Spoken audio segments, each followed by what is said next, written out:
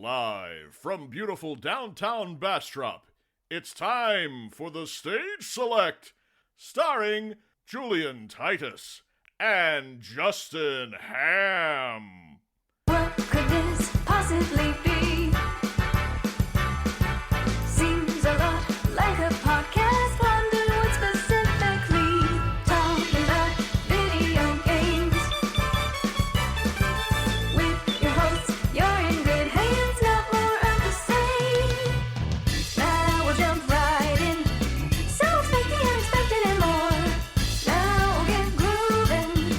Never know who's gonna walk through the door. There just might be some strategy in this. Just having fun with our special guest. Time for Stage Select. And here are your hosts, Julian Titus and Justin Ham. Welcome, one and all, to the Stage Select. I'm Julian Titus. And I'm Justin Ham. I've been thinking a lot about it, and I think the world reached a turning point around the time the song Toot It and Boot It came out. I believe that was the turning point. That was the fall of society right there. Okay, I'd probably agree with you if I knew what the fuck you're talking about. Yeah, it was the song by YG. It wasn't a very good song. It was Yeah, called. I haven't heard of that either. It was just a guy, I think. Okay. And the song was called Toot It and Boot It. You can decide, you can figure out what that's about. It wasn't very good, but people liked it. Time frame are we talking about here? Yeah, like 2010. Oh, okay, that Yeah. explains a lot. Yeah, pretty much. Yeah. I don't know why that entered my brain today, but I was like, yeah, that was the song. And a lot of things went wrong after that, So Mhm. I think that was the reason, Nobody Yeah. heard from that guy again that I know of. I don't know what he's doing. I don't know if you've seen the meme of like the small domino, and then like the leads to like the really toppling over the really big ones. Mhm. So the small domino is Tooted and Booted, and the really Yeah. big one is Donald Trump getting elected in 2016. Yeah. It's a direct exactly. correlate. Well, I mean, not direct, but it started the chain of events that, Mhm. that led to that outcome. Absolutely did. Yeah, exactly Yep. what we feared. Yep. That's it exactly. Yes. Well, here we are again.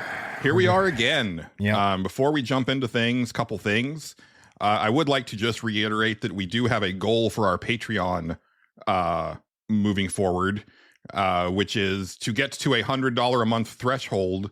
And once we reach said threshold, we're going to begin a new Patreon exclusive podcast, in addition to the one that we already have, the Suffer Select. Mhm. But we're also going to be doing a movie and TV watching show where we are going to be recommending things to each other, alternating months, and watching those and then talking about them. And that could be a lot of fun.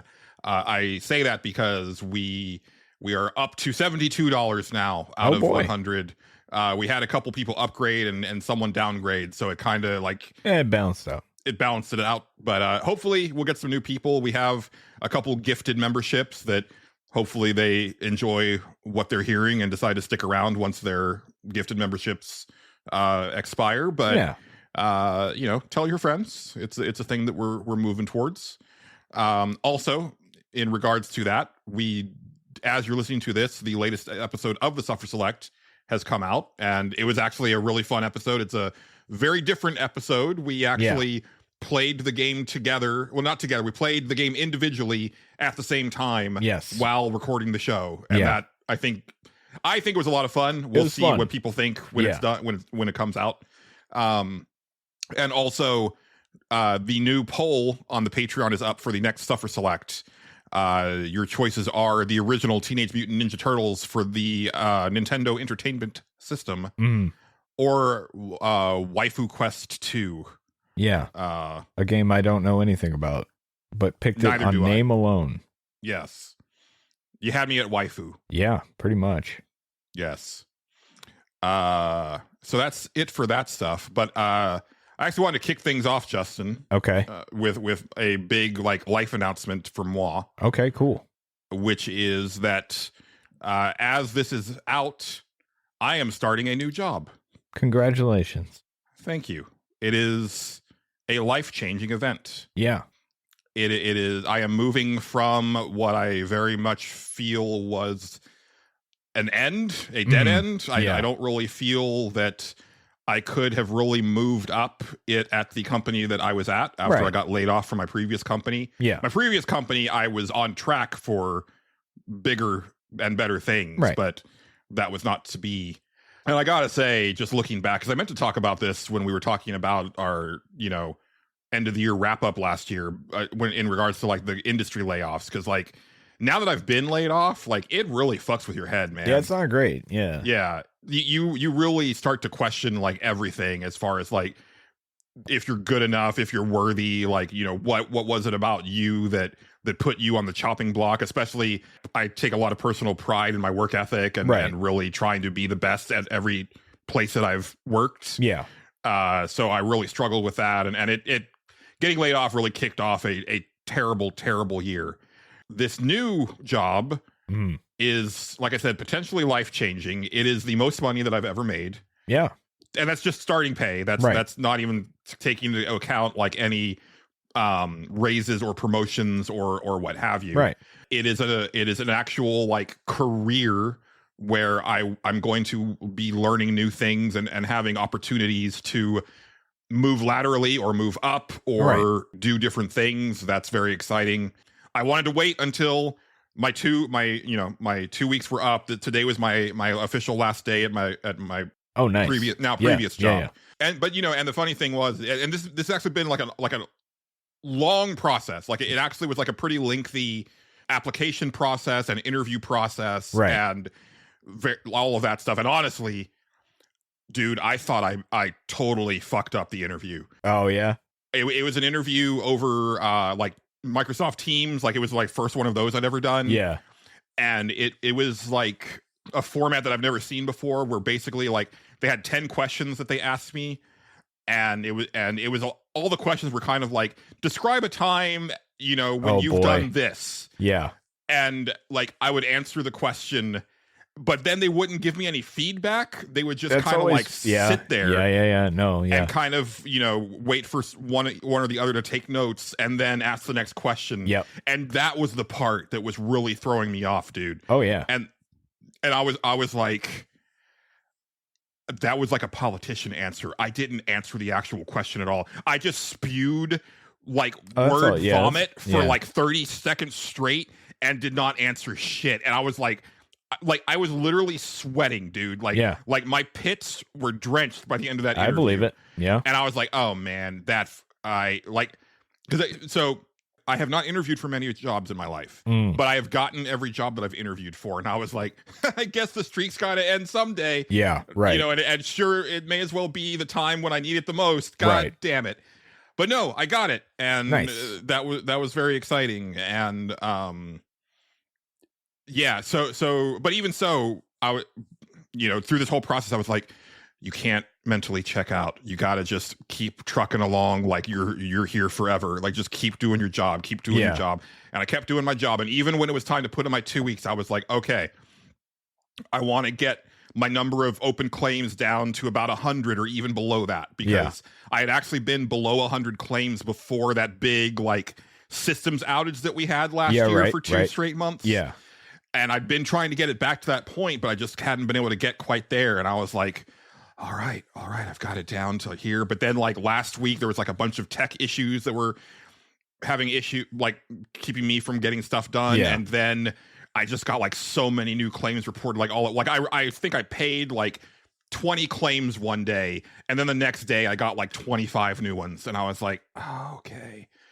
But, so the thing is that the office that I was working for, they're about 2 hours away, and I've been working remote. But I told them, when I put in my notice, I was like, hey, if you want me to come in for that last week, I'm happy to do so. Yeah. And they decided, okay, well, come in Thursday and Friday. We'll put you up in a hotel, and if we have any questions, and also you can turn in your equipment. Blah blah blah. It's like, okay, cool.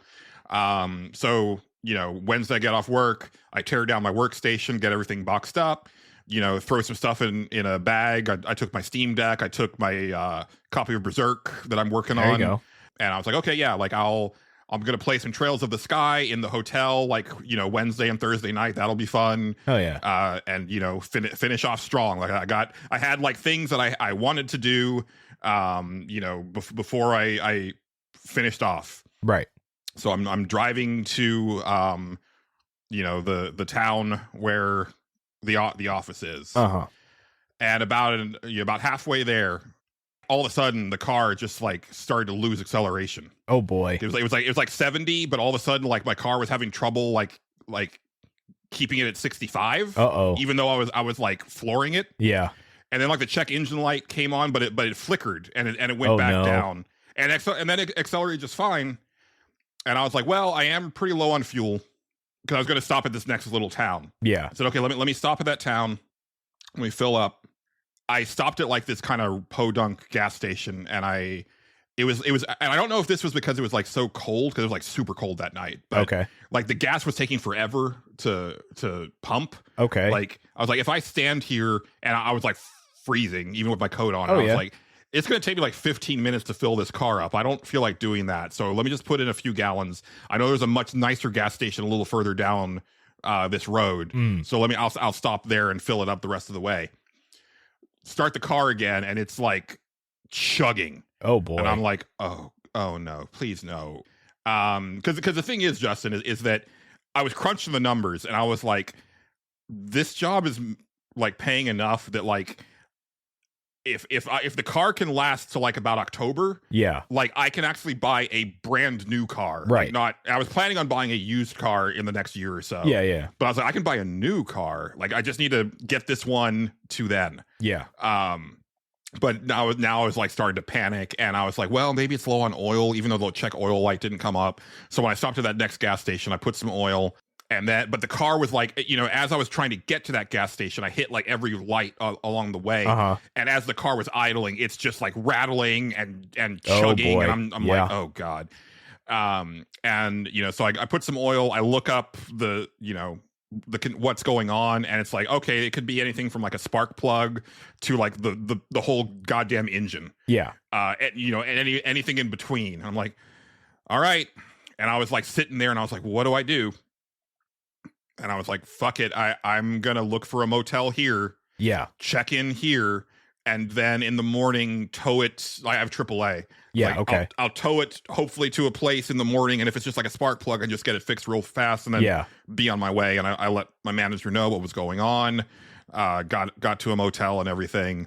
And then in the morning, I ended up getting it towed. But with AAA, like the membership that I have, I don't get charged for the tow. Yeah. As long as I go to like a place that they recommend. Right. And they were recommending places around my house because of my zip code. Because where you're at. Yeah. Yeah. And I was like, well, you know what? I guess that actually makes more sense anyway, because if it is a lengthier repair, like I don't want to be stuck You don't here want to and be have there. Yeah. Yeah. Because that's just like all that extra money on, staying in a motel. Right. So got it towed back, and I ended up getting a ride with the tow truck guys. Okay. It was a very interesting drive. I believe it. Justin. They were very much good old boys. There was like like a Texas sticker on the side of the truck done in an American flag with a yellow line. I don't know what the yellow line represents, but I'm sure it's not good. Yeah. Anytime that you see an American flag with a single line in color, it's usually not great. It's usually a bad sign. Yeah. It's usually a bad sign. It's the thin piss line. I don't know. I don't know either. I got nothing. A tow truck driver lives matter. I don't know. Hold on. But I bet we can look that up. Go ahead. Continue your story. I'll look Okay. into it. I'm curious now. But they had been listening to the Joe Rogan podcast. Oh, good. And I was like, oh God, please don't. I don't really want to listen. But they didn't put it back on. Okay, good. But then they noticed my Steam Deck, and so we started talking about games, and I was Okay. like, oh, okay, and they had like pretty nice banter, back and forth, and I kind of got in on here and there, Yeah. and like one of the guys was a the and so they were kind of just the other guy was kind of telling him kind of some tips and tricks about the job. then at some point, like they did make a comment, like, you know, I confirmed that they were both Republicans. I mean, yeah. But then Justin, because they were going through like different music and stuff like that, and they decided upon Fireflies by Owl City. Oh, okay. They were really into that song, Justin. That's great. I love that. Yeah, they were jamming to Fireflies. Who wouldn't be, Julian? So and I thought of you. Oh, of course. Oh yeah. No, that's hell to me. I'm okay. I'm going to guess. What? So it was a Texas flag, you said? I should probably look up that. Well, it was the American flag, but shaped in a Texas sticker. Okay, and there was a yellow line across the middle of it. Yes. Okay, so that is the thin gold line. Represents the men and women who answer our calls when tragedy strikes. The dispatchers of our nation offer a calm voice with the promise of the help. This is just Google. We need when times of crisis occur. The thin line will always stand as strong and united as the country they protect. Okay. Not as bad. That's fine. Not as bad. But, no, that's but, you fine. know, I don't think anybody's worried about those people murdering them on a regular basis. I think that's why. I don't know. That's why I'm fine with it. I don't know. No, I know. It's just a weird thing. It's a weird thing to like, you know, also like make their own. Because, you know, the blue one is like very much like this bullshit like response to Black Lives Matter. Oh yeah. But I'm not scared of a dispatcher killing me. No, I'm scared of a cop killing me. Yeah. So I don't know. I don't know. That's either. interesting. I don't know what's going on with it, but that's what it is. Yeah. Okay. So, you know, got back here yesterday afternoon. Like they towed it to a shop, and then the shop actually had a courtesy shuttle, so they dropped me off at home. I was just kind of sitting, waiting for the news. Yeah. And I got the news today. It's $9,000 in repairs, Justin. Oh Jesus, yeah. It's a whole engine replace. Yeah. And it was a thing where it was like, man, if this had just happened like a few months later, I would just say, all right, let me just go ahead and shop for a new car, because like I'd be a few months into the job, have some money saved up, I could go ahead and make that work. Yeah. But I don't have enough money in savings to even like get a used car right now. Right. Well, no, I take that back. I could probably swing a used car right now. Yeah. But based on what I would probably be able to afford, I would be back in this situation in about 5 years. Yeah. And now I'm basically looking at keeping this car for another 5 years, considering how much money I'm having to put into it. Yeah, pretty much. Yeah, if you're going to get a whole engine in there, yeah. Yeah. And at least I know where this car's been, right? I'm the only owner. Very true, yeah. But it was just like this one last little, it's like 2024 reaching back. It's like, no, one last thing. One last thing. Oh, yeah. Things are about to get better for you, but one last little thing. Yeah, that's how that goes. So, yeah, you were right when you started describing it. I was like, oh no, it's either a bad one, or like when you said spark plug, I was like, it could be that. It could. I've had cars do weird shit. I remember the one time my old 1999 Lincoln Continental, hell of a car, started doing something exactly like that. And all it was, and I think, yeah, the check engine light did come on then too. And all it ended up being was the valve cover was like fucking weird on it, and would like leak or something like that, and it would knock the spark plugs out actually. And so I had to replace like the plug and the fucking valve cover. It wasn't very much. But yeah, I do. But then eventually the transmission went out on that car, like just completely died. Yeah. And that's kind of what I'm worried about. Is that because like, so they did an inspection, and they were also like, well, the timing belt is going to need to be taken care of soon, and they also said the battery is going to need to be replaced soon, which I swear that I replaced the battery not that long ago. And then also the brakes need to be replaced pretty soon. I'm like, God damn it. But those are not critical. Like this is the critical stuff. And but also I just like feel really shitty, because it's like I basically was sitting at home for the last like 2 days of this job, and I had stuff that I wanted to get done. And, I'm sure that like for the other coworkers, they're like, yeah, likely story. But it's like, no, really, like I was on my way to the hotel. Like, Yeah. the equipment's still in the back of the car. So is my copy of Berserk and, my meds. Yeah. It's like I didn't think to get my bag. Yeah, you'll have that. Yeah. It's been a fucking hell of a week, Justin. Sounds like it. I'll talk later about like the actual stuff I got up to gaming wise, but I just wanted to kick things off. So it's like, big life change. Like, and I should say for the show, that's why like there haven't been any guests on so far, because like I knew this was coming and I haven't really been wanting to book anybody. Right. Like, I knew about this, but I couldn't tell anybody. Yes.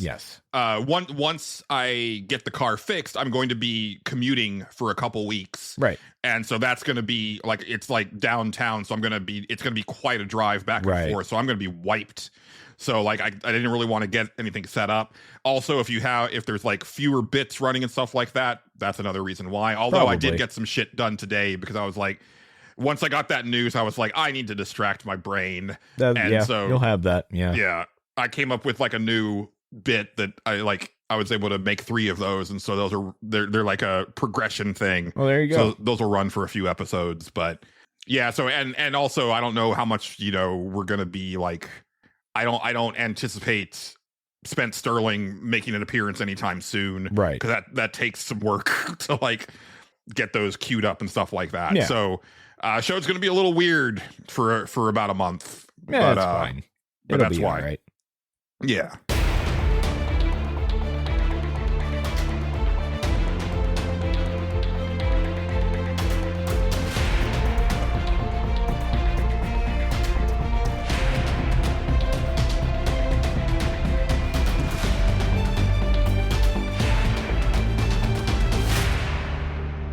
But what's going on in your neck of the woods? I don't know, Justin not Ham? much. I didn't have any car issues or new jobs. Unless you consider modding Skyrim 1, which I guess you could. Some people, that is their job. Yeah, some people it is. Some people do make some money off of it. But no, I've been still tinkering with that. It's fun. I have a good time doing that. I really enjoyed watching your stream last week, and yeah, it's up on Justin's YouTube archive, which is in the link tree. But it's definitely worth checking out because it was super informative for me. Like, yeah, and I was pretty impressed with how you got that game looking, and not just looking, but like I could tell that it felt better to play and move around and press buttons. And it's absolutely, and it's there. I have a pretty complicated control scheme overall, but like I got used to it for the most part, because you kind of have to when you have so much shit that wants its own button. But at the same time, like like I don't even have all the retexturing stuff done yet, and I figured out just yesterday, had a huge revelation of why my frame rate just dies sometimes. Like, because I showed that off where I was just like, yeah, you go through here and it just dies. Like it just goes to shit here. And that was because I was running, I want to say I was running the vanilla lighting system on top of another lighting system, so it would just hit certain spots where there was a bunch of light coming in and just kill the frame rate every time.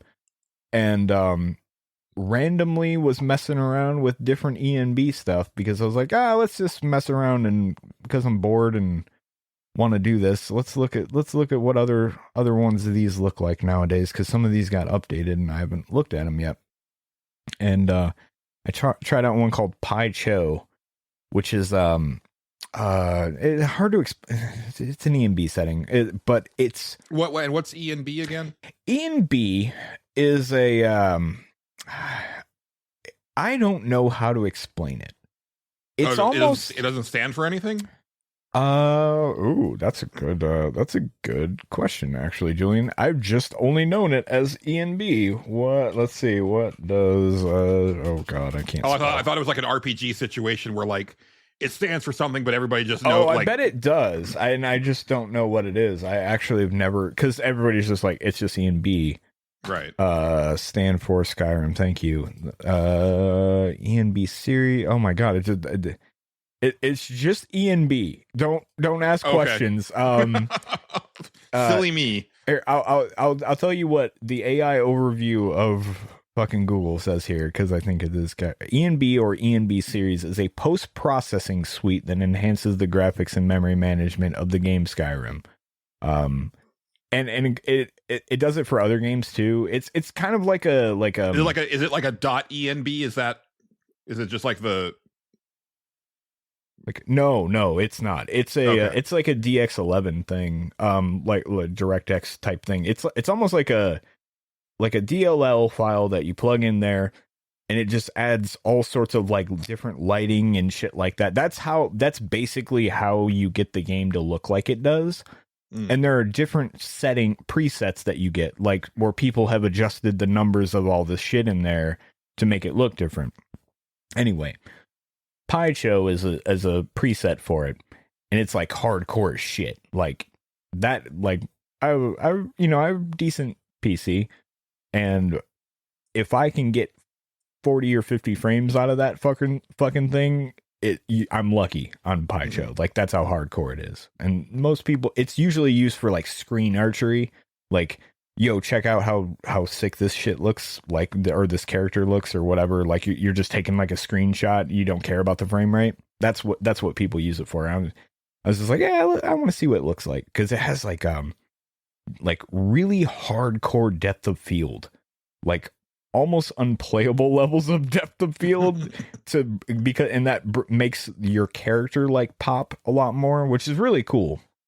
Maybe I'll mess around with that next stream I do, just to show it. But yeah, anyway, I was messing with that, and it had like, hey, you want to set this to this, like in your any settings. So I was like, oh yeah, I haven't messed with that stuff. So I took that suggestion, and I was like, oh, that fixed everything. I might have. Oh yeah. Okay. Well, that's good to know. that's fun to know. But not, so now it's running even better. But before that, I was trying out a different thing in place of ENB, because right now the Skyrim modding drama Julian is community shaders versus ENB, because the guy that makes ENB has been making it for years, and they're Russian. And they're a bit of a problem. Put it like that. Okay. So they're a bit of a problem. Like a human problem, or Mm-hmm. Okay, gotcha. Yeah, like they don't. I don't know them for sure, and a lot of it's like, what a kind of like yeah. I guess I could. It's tough to say. It's tough to say without proof. I don't follow any of this stuff. People could be saying it's the internet. You never fucking know. But anyway, community shaders is this other thing that is an ENB competitor, I'll say. And it's like, it's almost does kind of the same stuff, but like, it's almost like more of a vanilla look, but it has its own features that are really fucking cool. So like in community shaders, if it rains, it'll like put puddles on the ground and shit. And it's like, that's super impressive to do that from a game from like 2011 or whatever the fuck. Stuff like that. But I tried it out, and then I went, I don't really like the lighting in this, so I'm going to switch back. That's the whole thing. But anyway, Skyrim, I've been doing that. It's been a lot. But yeah, I had fun doing that stream. I'm probably going to do another one. At least maybe a couple more, because I really had a good time doing that. And then I put it on YouTube, and people were like, hey, what did you use to do that? That looks really cool. And I was like, oh, it's this. I'm like, oh, cool. I get to engage with stuff that I like talking about. This is kind of nice. Yeah. I don't Funny get how that. that works. Yeah, I don't get that too often. Well, I mean, other than our Discord, but like, Yeah. Not our, This not is one of your on- hyper fixations that like exactly Yes. that. Yes. So yeah, that was kind of fun. Anyway, that's Skyrim modding. The other thing that I messed around with a little bit. I've only played about 4 hours of it. Is I played Avowed. yes, it came out officially this week. That's right. Friend of the show, John Gholson, had already finished it because he paid for like the deluxe edition and got it early. God bless him. How long does it take to beat it? Do you know? He said about 30-ish hours. Okay, so about like Outer Worlds. It's about Outer Worlds that's length. fine. Yeah, I've heard some people say 50 with like a super completionist Okay. thing. Yeah. That seems about right. When I got to like the world proper, I was like, this doesn't look like too crazy. Like, Yeah. it doesn't look like I'm going to be here forever. I wandered into like a couple different anyway. Yeah, Avowed. It's fine. It's fine. It's not bad. I don't hate it at all. I think I'm too early to say if I like kind of where any of the story is going. One thing I didn't pick up on in any of their like previews or anything of it, and it's probably just I'm pretty sure it's on me. I did not realize it was a Pillars of Eternity thing at all. No, that's not surprising. They've been surprisingly vague about that. Yeah. They weren't outright distancing the lead up of the game from Pillars. Yeah. But they also weren't overtly connecting the dots to it. Yeah. It was kind of like a if you know type of thing. That's what it felt like. Yeah. Yeah, and I'm curious about the reasoning behind that, because I know Pillars of Eternity, like, on one hand, they're like really like in-depth kind of Grognar computer RPGs. Yes. But they have their audience.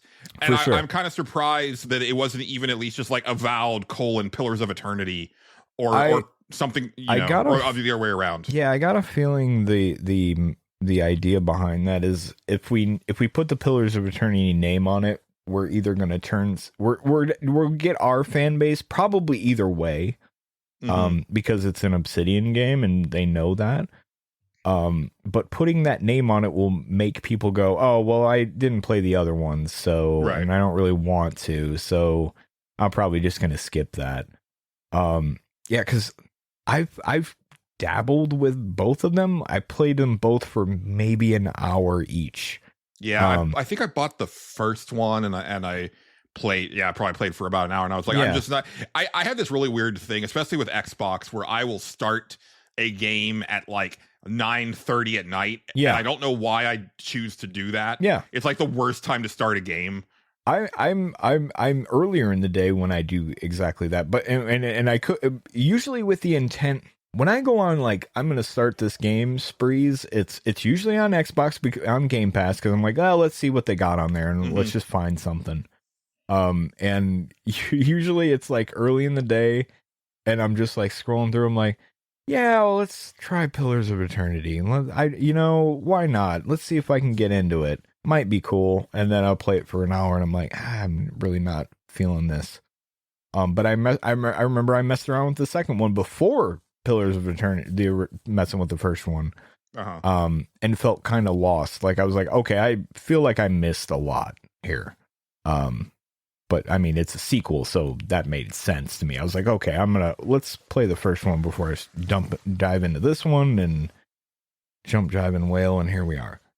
But yeah, I did not know it was a Pillars of Eternity thing. And as they were like explaining the lore in the opening little cutscene, I'm like, this sounds familiar.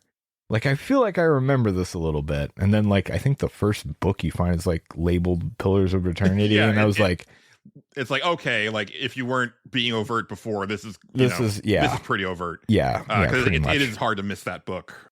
Yeah. So I thought I wasn't going to get to play this because, like, it came out Tuesday. I had stuff that I was doing Tuesday, and then I was like, well, Wednesday I've got to leave, and then I'll be gone Thursday and Friday, so probably not going to play it until after the show.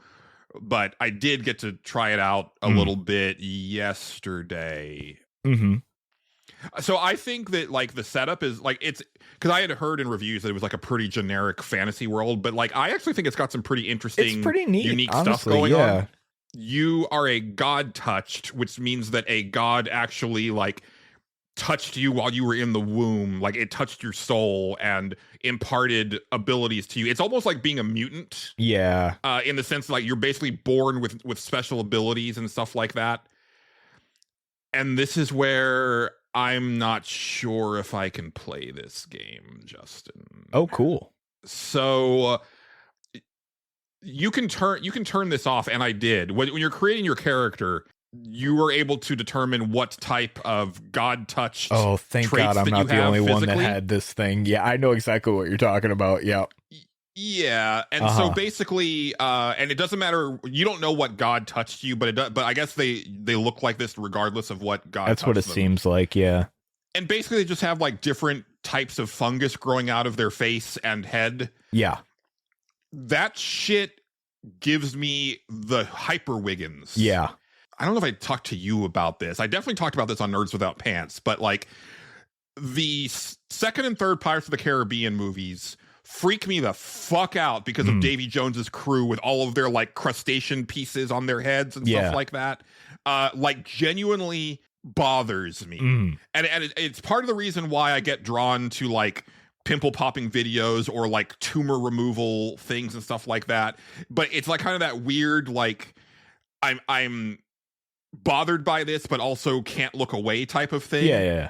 But this type of stuff actually triggers me in a much more atavistic way where it actively bothers me. I think there's an element of tripop phobia here that I have and some other stuff going on. It's obvious that you and I don't have it quite as bad as that. I remember looking at it and be like, what is this, some weird fucking make your own clicker, create a character thing going on here? Yeah, you very much end up looking like a clicker. Yeah, that's what it reminded me of. But and I was like not a fan. And you can tell when they were probably showing it to people that other people were like, I don't know if I like that because that option is there to turn that shit off. Yes, but only visually. Like the characters will still react to. Yes, they'll still be like, oh, you're weird looking. Yeah, and that's where I get like the mutant element of it, where it's like they kind of want you to feel like kind of hated and feared by the people around you, you know, type of thing.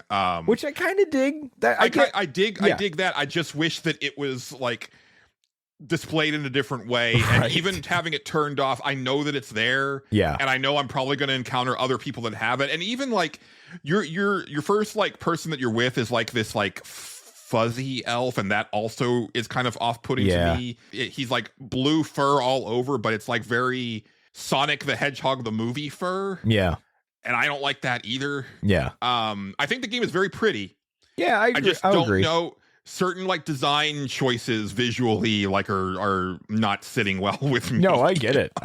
Yeah, no, the fungus thing is a little off-putting. I think I left it on for not the hair option but the face option, because there was one that was like, it's just some like little purple mushrooms that come out of your forehead, and I was like, that's all right, we'll go with that. That doesn't bother me too bad. But yeah, no, it's weird. I was also not a big fan of it. I was just like, I just don't. I wish I didn't look like that. I don't know. I wish that there were other ways that you could choose it. Right, like I'm thinking about when you would go like full renegade in Mass Effect 2, and like your scars would open up, and you get the red eyes.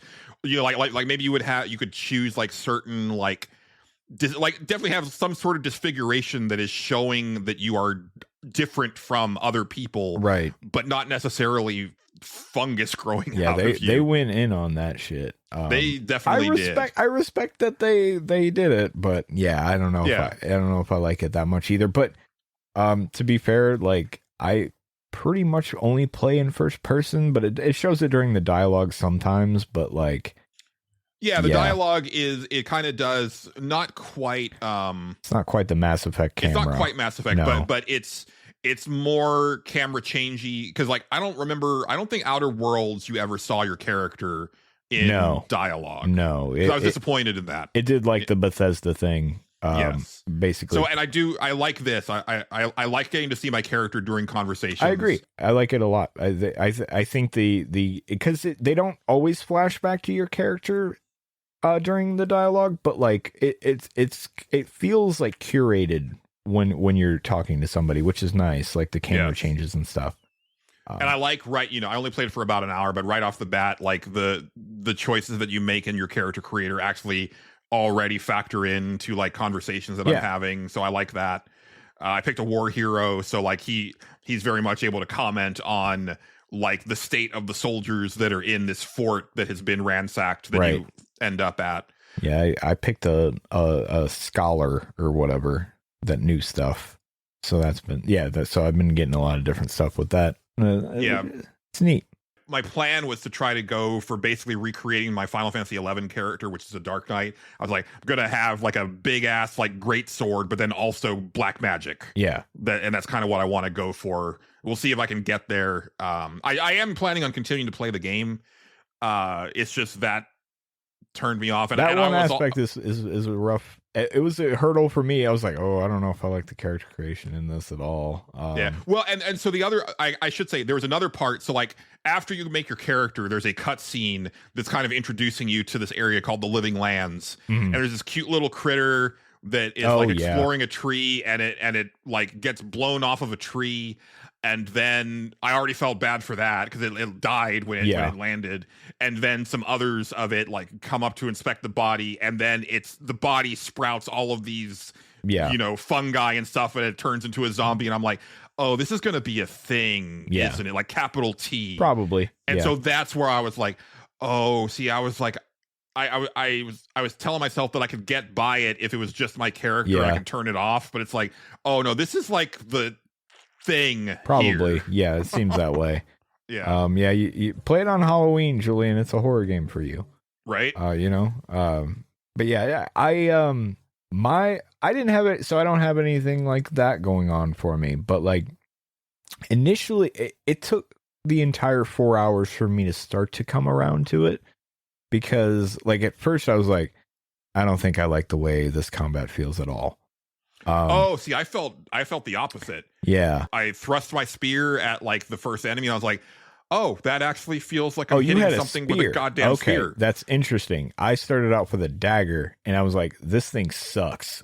I was like, so apparently the weapon that you're offered at the beginning plays into what choices you made for your character. That makes sense. That makes sense. Yeah, because I was just like, oh, this thing sucks. Like, this is not great. Guess I'll figure it out though.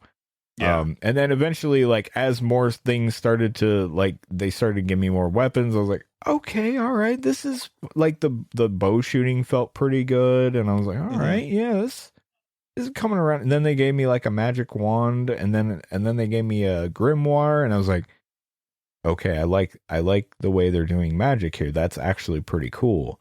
Where you can walk around with, like, a book in your hand, and like, cast spells from the book, and then later on learn the spells from that book through your character. I was like, oh, that's a cool system, actually. I really like that. Yeah, and so once you learn the spell from the book, you can cast it without the book in your hand. But if you keep the book in your hand, you get access to a higher tier of that spell. Right. So it's like a really cool, like flexible. It's neat. Magic casting. Yeah, I the more I started playing with it, the more, and like the better it started to feel. Like, I'm still shit at it. Like, and the other thing I learned was like, yeah, it is very similar to Skyrim in the fact that don't try to play it in third person, because it was not working out for me. I immediately was like, yeah, I'm gonna play this in first person. It felt a lot better after that. But like, yeah. But yeah, it was a rough opening little bit for me. I was just like, oh man, I don't know if I'm vibing with this shit at all. Like, just the feel of it's not really clicking for me. But as more options opened up, I was like, okay, I'm starting to pick up what you're putting down. And then I got to like past the intro, and got to like where you get on the shore, and they're like, okay, we're the blue elf man leaves, and somebody else leaves. And you're like, okay, cool, I guess I'm on my own now. And then they're like, no, here's some other guys, and these are actually the guys. And I was like, oh, okay. And then the dude opens his mouth, and I'm like, that fucking Garrus? And sure as shit, yeah, it is Garrus. And I was like, okay, all right, I'll stick around for this. That's okay. So yeah, that's kind of cool. So yeah, it's all right. It's nothing about it's really like blowing me away or anything like that yet, but like, it's not bad. So yeah, and I think that's kind of also how we felt about the Outer Worlds. Yeah, it's interesting too, because and maybe as you get deeper into the game, you can kind of maybe explain this to me. So for me, like the Outer Worlds, like I really appreciate. I was like, this plays like a actual video game. Like this feels really good moment to moment to play it. Yeah. But I'm also enjoying like the way the characters are written and the story and all of that stuff. But I know a lot of people, you know, were like, but it's not Fallout.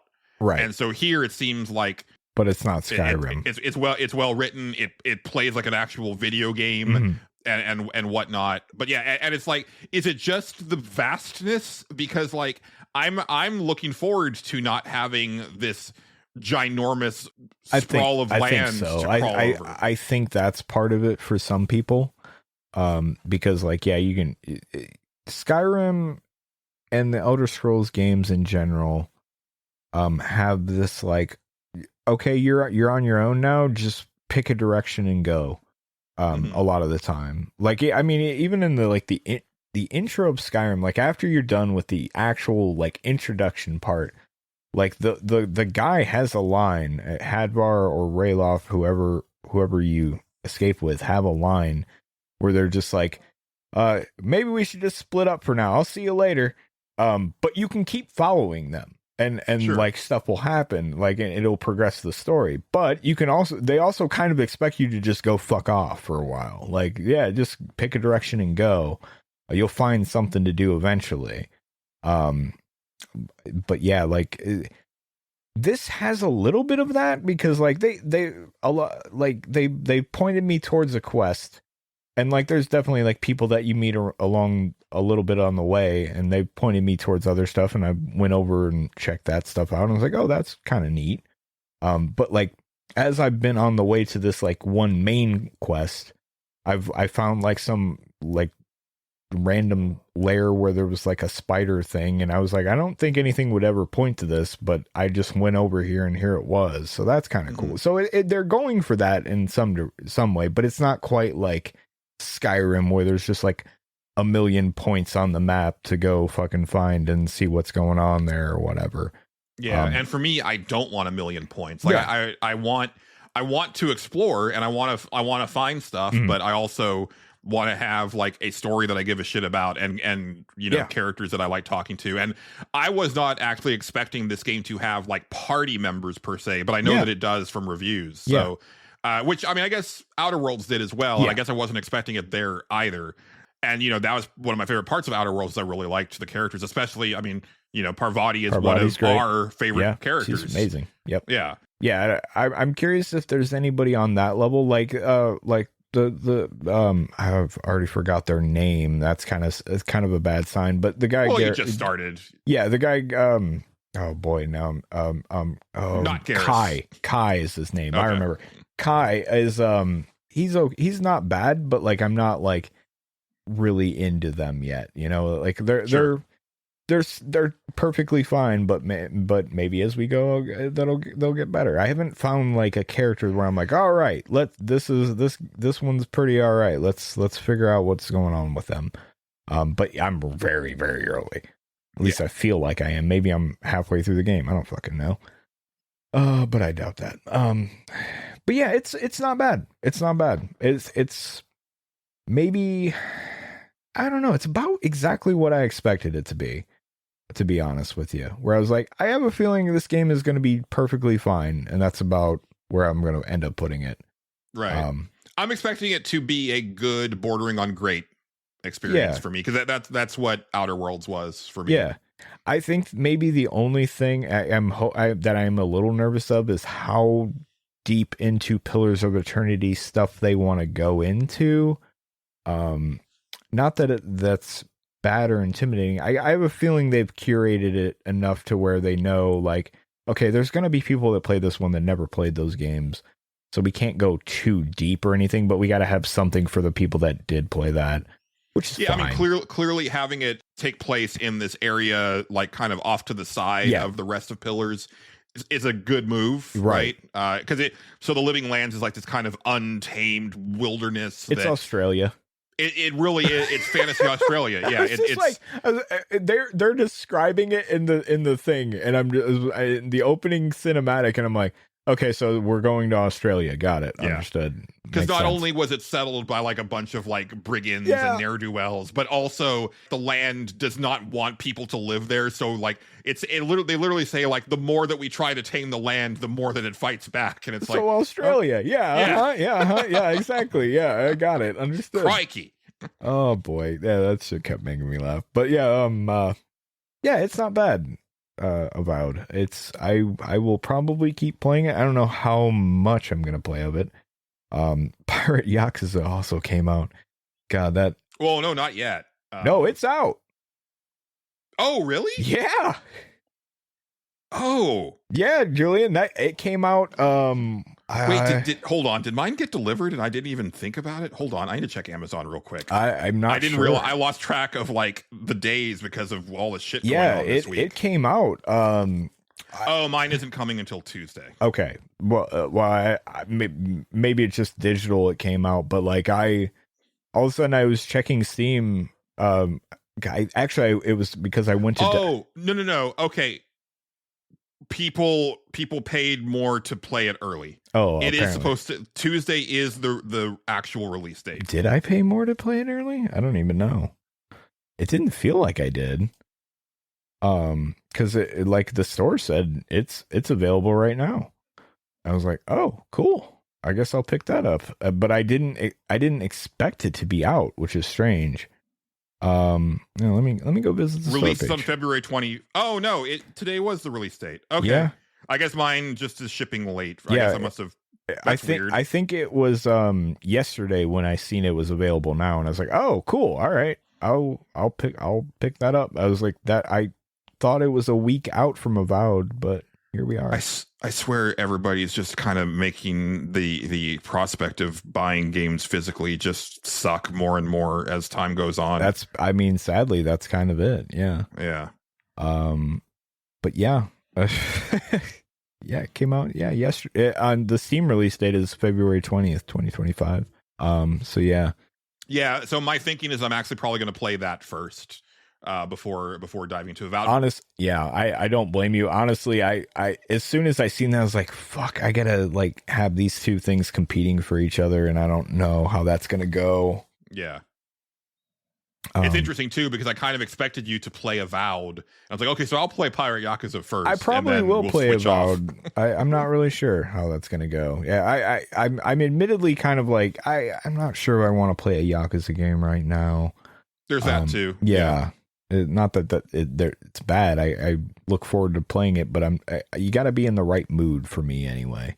Sure. Yeah, because it took you a bit last year to finally get around to Infinite Wealth. Yes, like it a did. good 6 or 7 months. And then when I played it, I was like, "Yep, nope, I'm in the right mindset to play one of these."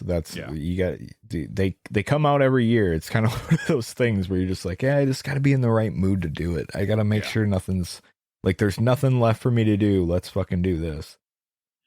Thankfully, both of these games are shorter than on the shorter side. most Yeah, RPGs. seems like it, yeah. Avowed is supposed to be 30-ish, and then Like a Dragon Pirates is supposed to be 30 to 40-ish. So that's actually super short for one of those games. Yeah, for sure. Is anything coming out in March? There is some good stuff coming out in March. Can't remember. Yes. Well, for me, the first Berserker Kazan, which the demo came out for that, and that's looking really I good. remember you talking about that, yeah. But there was also actually, let me look this up again, Yeah, because you might as well. there was between the Xbox presentation and the Sony State of Play, there's like actually a good chunk of stuff coming out like March, April, and May. Yeah, I can't so remember. let me see. Let's see. I'm just gonna look at stuff that you and I. Oh, so the Suikoden 1 and 2 remaster, WWE 2K25 for you. Mm-hmm. Yeah, I already know that one's gonna be Oh, Lost Records Bloom and Rage comes out next week, and then Tape 2 comes out in March. So that's for me. Yeah. Assassin's Creed Shadows is probably the big one that month. Right. And then first Berserker Kazan. So there's quite a bit in March. And then April, South of Midnight, that's going to be on Game Pass. That's probably the big one for me. Yeah. Lunar Remastered. Expedition 33. Right. That comes out When does that come out? April 24th. Okay. Yeah. All right. Yeah. It's And then- jam packed. Yeah. Yeah, and then Doom the Dark Ages is May 15th. Right. Metal Eden, that one we were talking about last week, is May 6th. And Lost Soul Aside is May 30th. That's definitely a wait for reviews for me, but I am curious. Right. Also, Midnight Walk, I'm kind of curious about. That's early May as well. Yeah. There's plenty to play this year. Yeah. But I'm glad that at least like the first couple of the big games that I'm excited for aren't 100-hour affairs each like last year. This seems like they're manageable. Yeah, for sure. Yeah, because last year, it was Unicorn Overlord and Like a Dragon Infinite Wealth back to back, and Final 100 Fantasy, hours each. and Final Fantasy 7 remake or rebirth or whatever. Yeah, and that was like a 60-something hours Oh, for that me. thing was long. I mean, Yeah. you didn't do everything. I Had you done everything, and I mean, I didn't either. I didn't even finish it. So yeah, maybe someday I'll go finish that. Maybe someday. No, you won't. I don't know. You never know. Never say never. Never say never, Julian. Never underestimate how bored I will get sometimes. To where I'm Fair just like, enough. you know what? Now's the time to play this fucking piece. I know it made me mad then, but let's fucking do it because I should do it. It'll probably be around the time when they show off the third game or something where I'm like, I should go fucking finish that. I really should. Just to do it. Just to say Right. I did.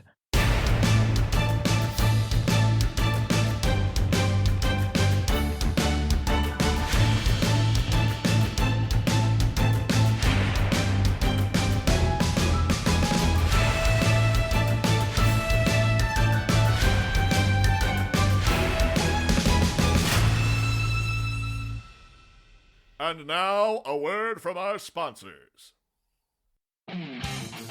Hey you! Put down that chalupa and listen up! The Savage Animal Wrestling Federation is coming to your town! See Ginger the Ostrich take on the Wolverine Trio in a handicap match. Dakota the Grizzly squares off against White Tiger in a steel cage. And see special guest Ric Flair as he wrestles his deadliest match of his career when he meets Kenneth the Gorilla in a Falls Count Anywhere match. Woo! Oh shit. Come see the SAWF. It's a guarantee that an animal is harmed in the making of this wrestling show. Brother!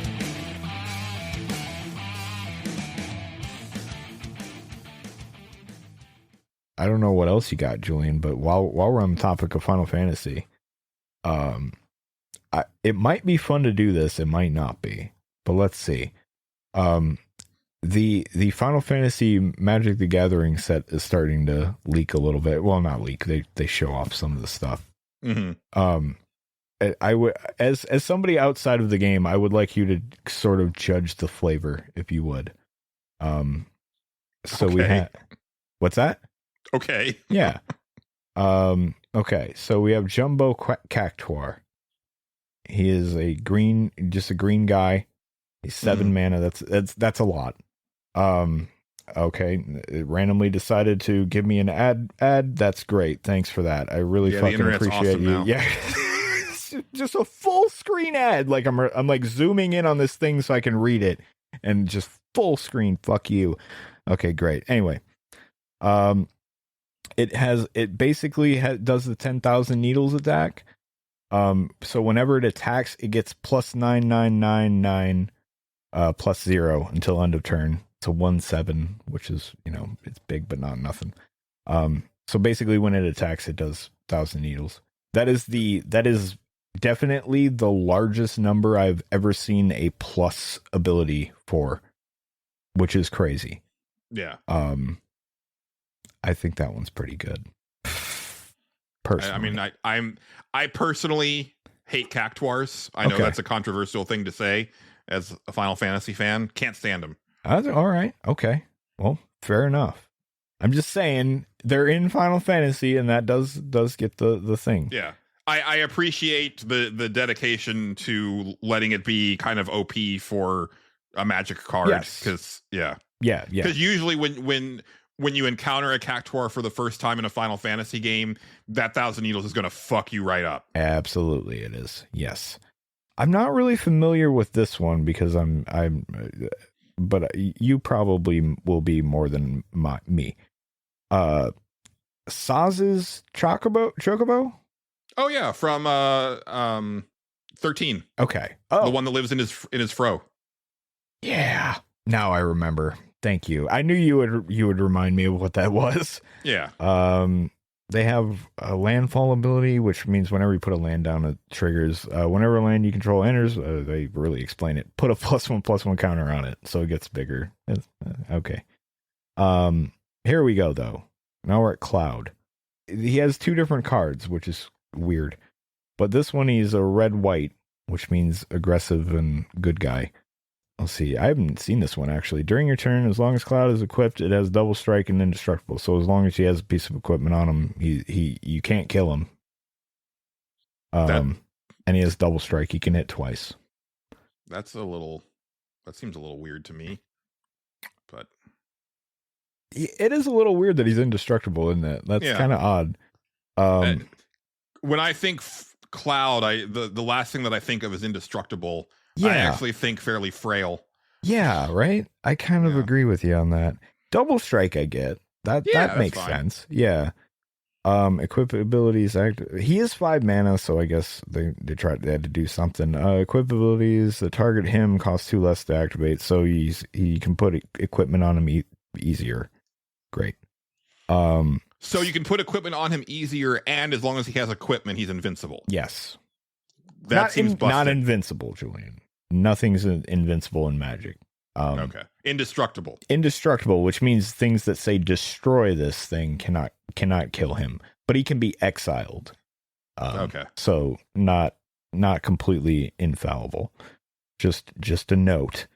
Sephiroth here is one I've also not seen yet. So let's discover this one together.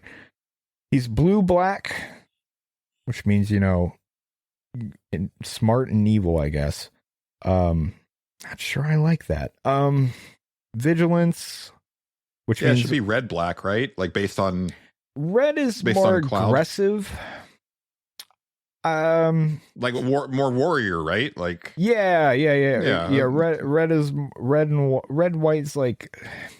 See, I always equate the 2 color combination stuff with the guilds in Ravnica, because that's where they started doing a lot of that stuff. And the guilds in Ravnica, so red white was Boros, which was they were basically like Spartans.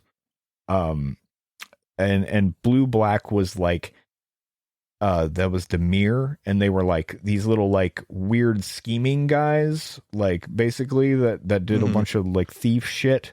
I don't put Sephiroth. That doesn't it doesn't check out with that. Nah, I don't like that. At least personally. Now other people in the Discord may disagree with us, and that's fine. No, it's not. Never okay. Putting my foot down. You can't disagree with us anymore. Yeah.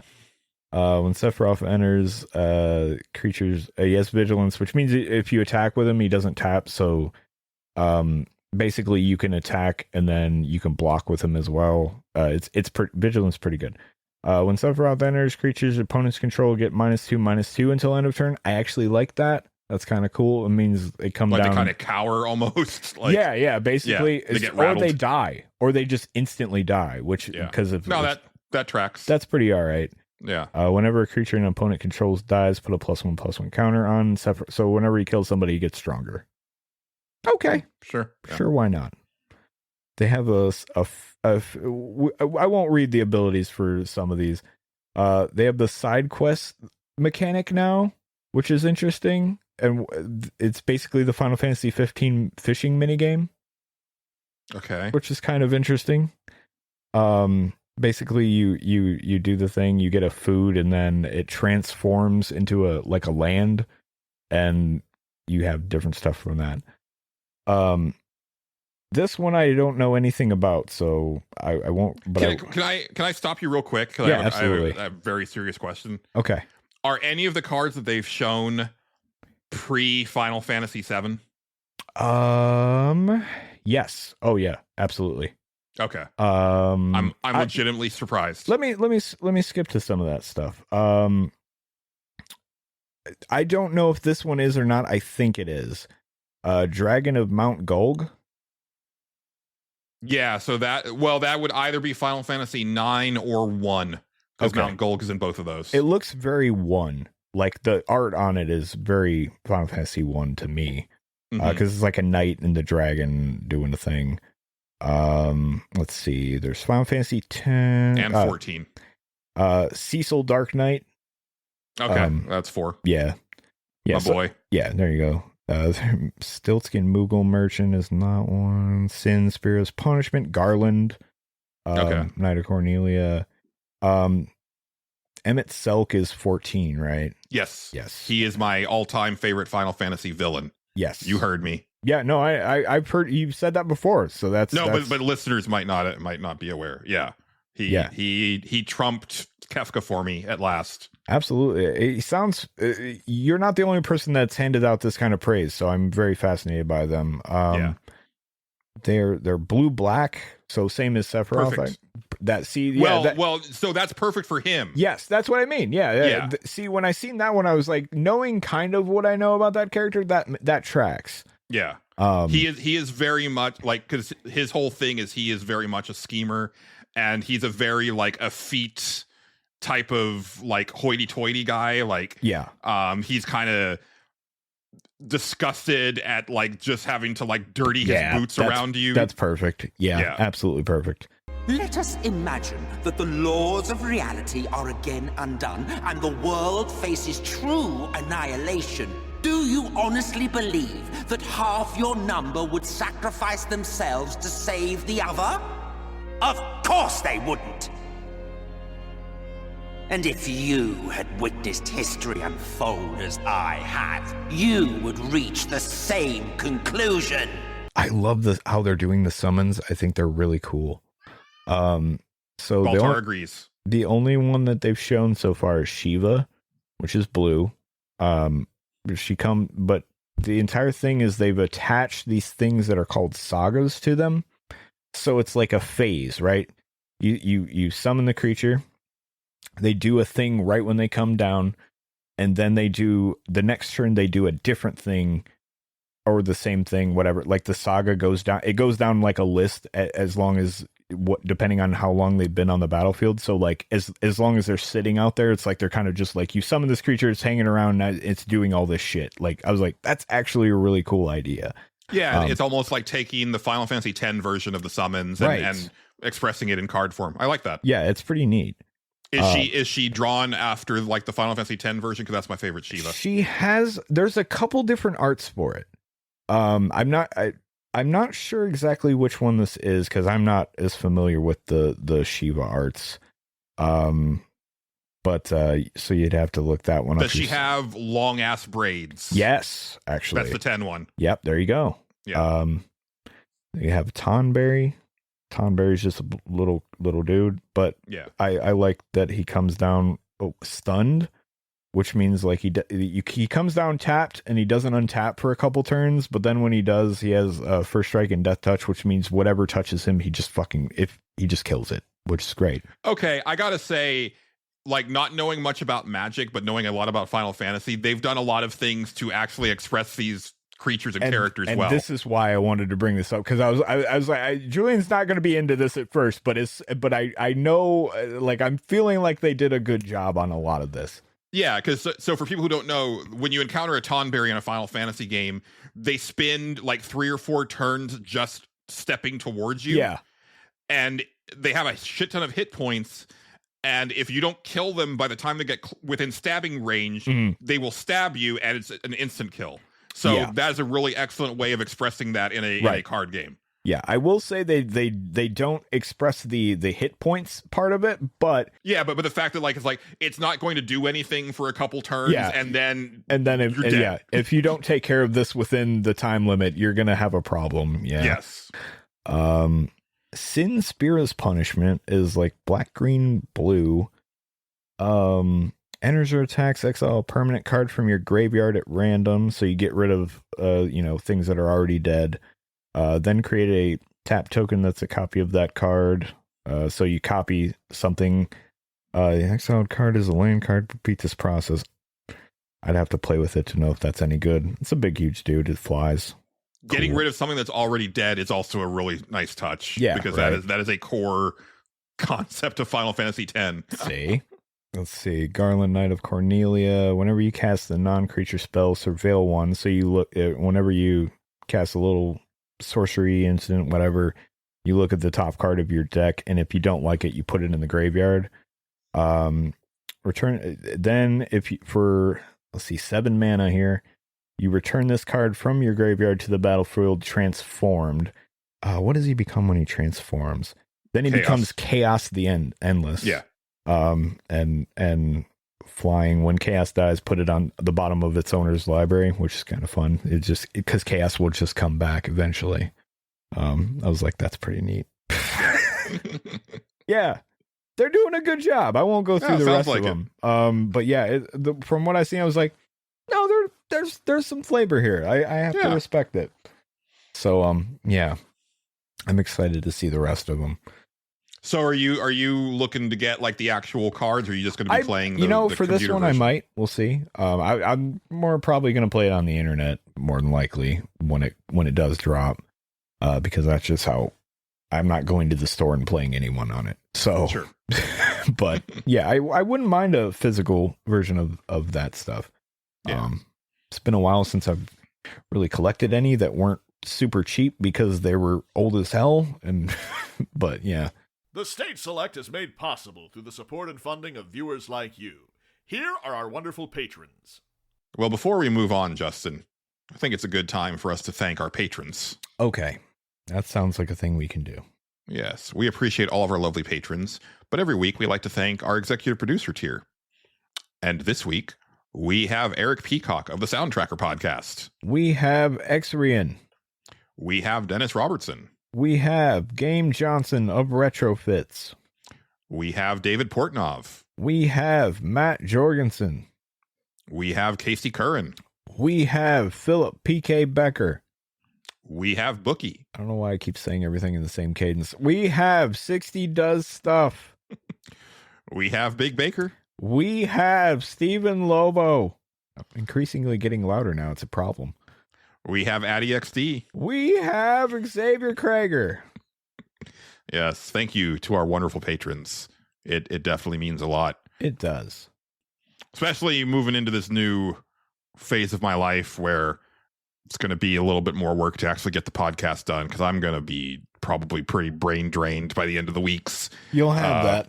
Yeah, I'm excited, but also super stressed about, because it's like it's one of those things where it's like, okay, like, do you really think I'm worth that?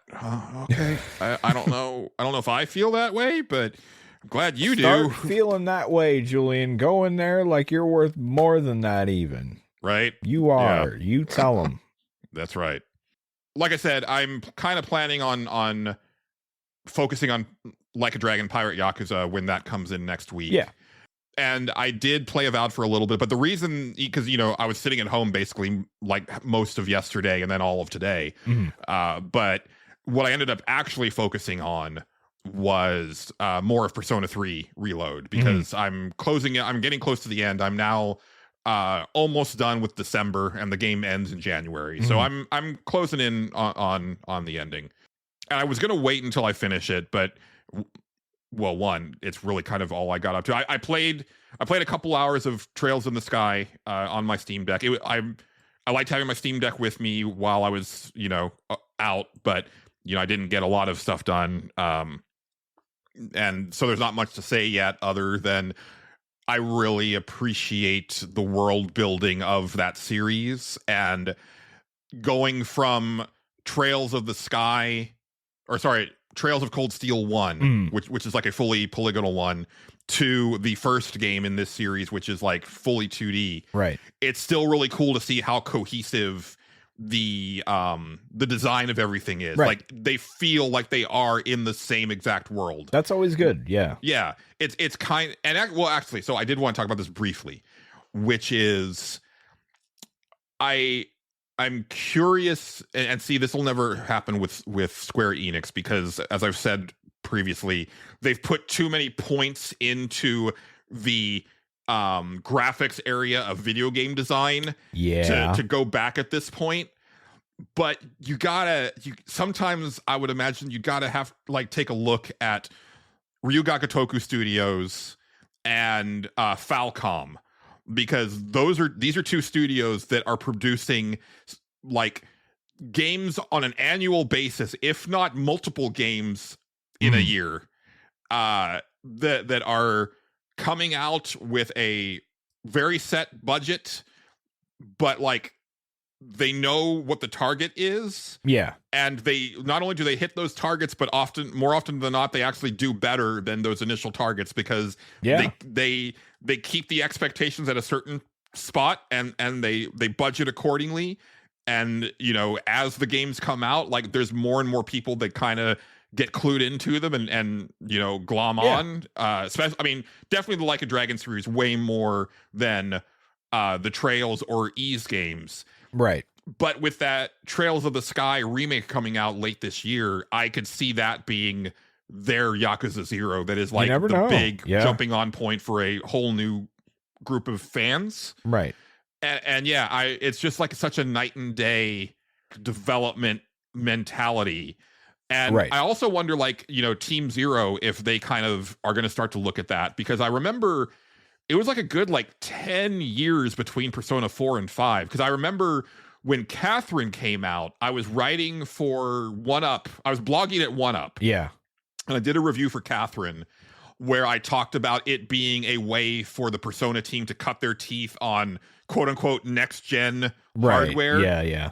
But then Persona 5 didn't come out on that generation. Yeah. No. So, you know, if you extrapolate that out, it's like, so are we still like another 4 years away from Persona 6? It can't be that long.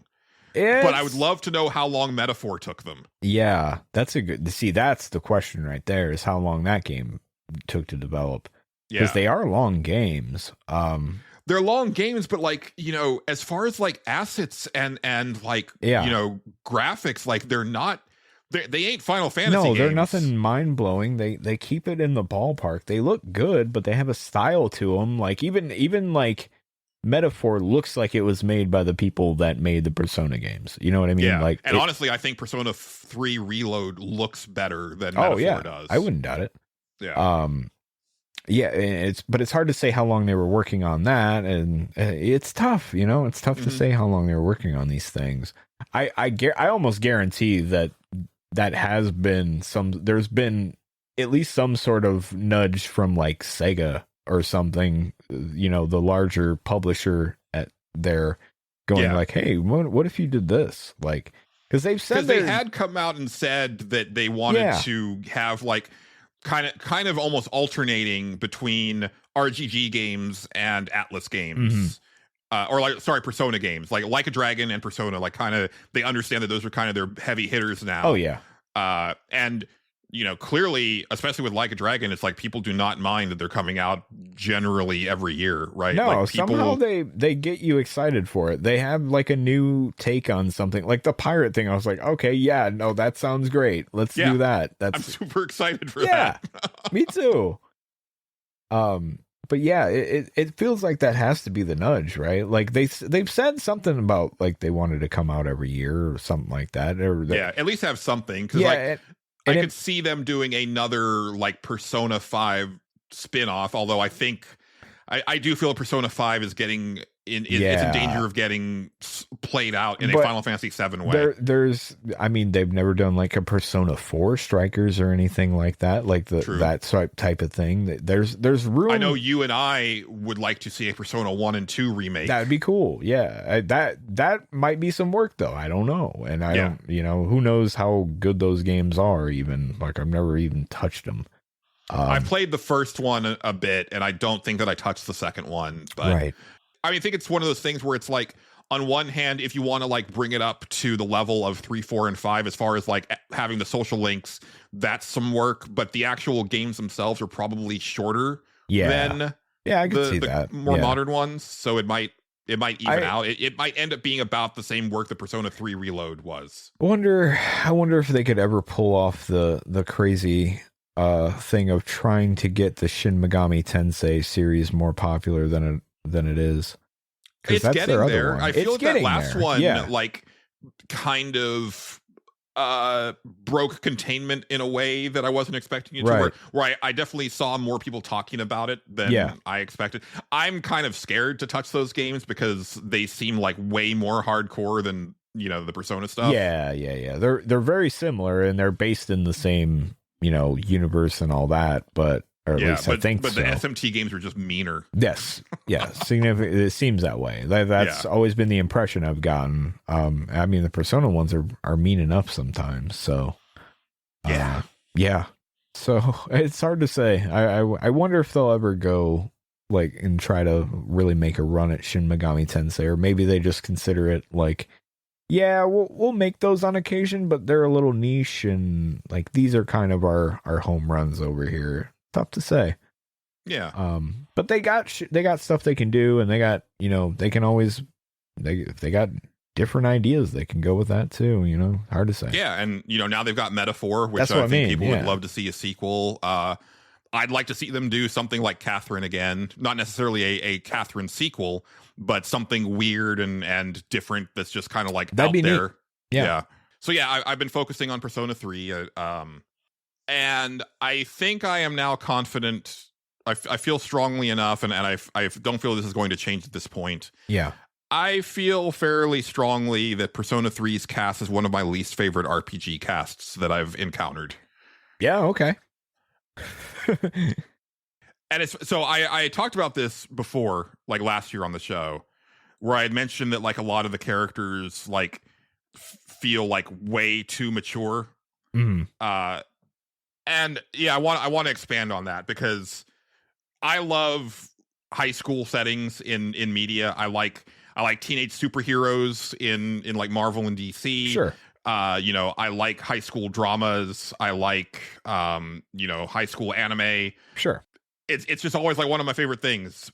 And I am used to the fact that in a lot of Japanese media, in particular, when they have like high school stuff, like the characters are like, you know, more mature than your average like high schooler, right? But that's true in American media sometimes. It's true in American media too. Like I've been thinking about Dawson's Creek a lot because I'm about to go on Soundtracker and talk about Varsity Blues. Yeah. But the thing that I loved about Dawson's Creek when it started was that they were not written like regular high school kids. Yeah. Like they were speaking like very like smartly and very witty and always had like a really good quip. I mean, this is. Yeah, it being Buffy the Vampire Slayer is set in a high school thing, isn't it? Yeah. Yeah, I mean, there you go. Yeah, and they were definitely like you know, I think Dawson's Creek starts like a year after Buffy. Right. You know, as far as premiere. Yeah.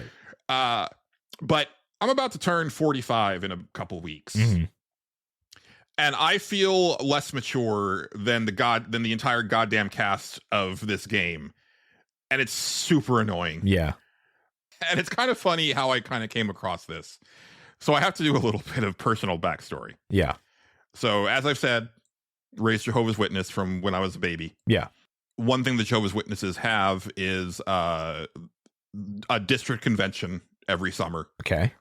You know, you'll go to a different one depending on where you're at, but like it'll be so it's basically like a bunch of congregations coming to a more central place, right? So like for most of my life, we would actually go to Houston, and it would be where the Houston Astros played. It would be that stadium that we would actually fairly bigger than I thought. Okay, that's okay. You know, and so a big affair, right? Like they would actually have food that you would buy there for lunch. Yeah. So you didn't have to leave like at lunch and stuff like that. You know, we were traveling from Austin, so we would get a hotel. It was like a very exciting thing. Big deal. For absolutely. Me. Yeah. My cousins who lived in Corpus Christi, they would go to the same one. So I'll also got to see everybody. Yep. Yeah, and so like we would usually like hand each other off, right? So like my cousin David might come back home with me one summer. Yeah. Next summer, I'd go back home with him Right. and his family and whatnot. But my favorite part of the district conventions was always the drama, and it would always be on the last day of the convention. Yeah.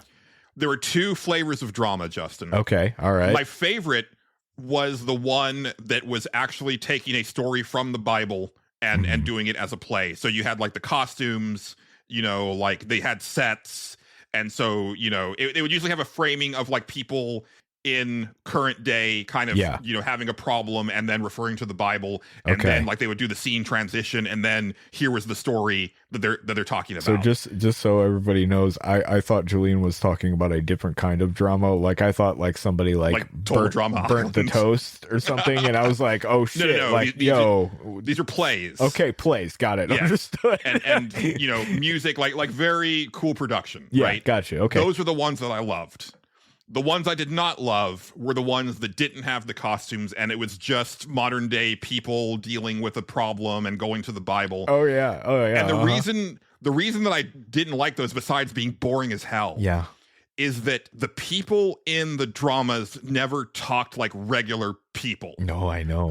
I was like, oh, you're talking as if this is all that you do. This is your entire being, and like there is nothing from the outside world other than this one problem right now that's affecting you. Yeah. But like you live, eat, and breathe this 24/7, and like, you know, you don't watch TV and you don't read the paper, and you like this is your entire being. Yeah. That's how the kids in Persona 3 feel to me. I can see that now that you mention it. I'm even framing it from like a different standpoint, right? Like where it's not so much like, you know, religious play, but like just a play set in a modern setting where like somebody wrote it and who isn't very particularly great at writing, but and it's just like dialogue's hard. Dialogue's really hard. Dialogue's hard, but this isn't even so much dialogue as it is like the core characters. Exactly what you mean. It's basically you described it perfectly. I have the image in my head of and you. Oh, and I'm going to go further with it. Keep going. So, yeah, no, you're spot on right now. I get what you're saying. Yeah. So like, you know, Mitsuru, right? She's like kind of the leader of the group before you get nominated as the leader. Yep. She's like been with C's the longest. She's the daughter of the Kirijo group, like, you know, a corporation. And you don't actually unlock her as a social link until very late in the game. Right. Like super late in the game. I kind of remember that now, yeah. And she's like Haru from Persona 5, but somehow worse. Because it's definitely the poor little rich girl story all over again. Right. And like all of her social link stuff is like, oh, so ramen, you say? Let me try this commoner food. Yeah. And then you take her to a fast food place and she's like, oh, how quaint.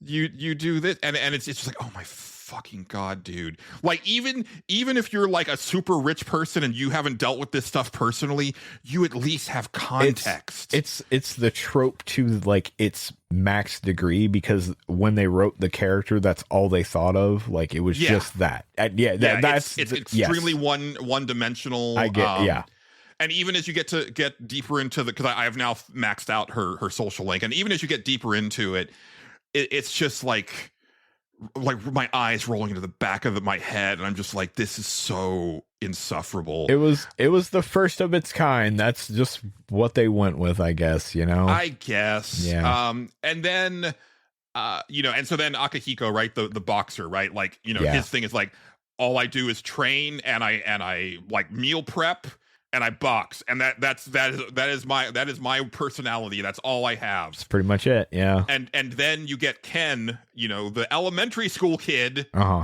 right? And there was like a part where like the conversation is literally like, yeah, so I tried engaging with the media that my friends at school watch. It was really interesting to see things from this perspective. And it's like, the fuck are you talking about, kid? You're fucking 8. Why is this like a foreign thing to you? Yeah.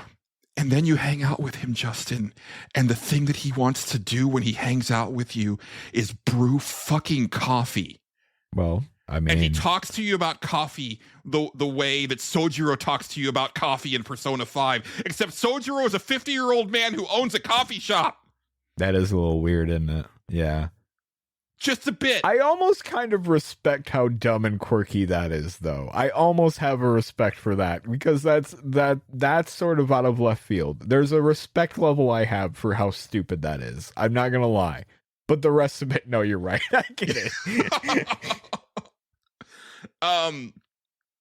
Yeah. So there's that, and but the thing that kind of pushed it over the edge for me, where I was like, oh, these guys kind of fucking suck, is so, and I can talk about this.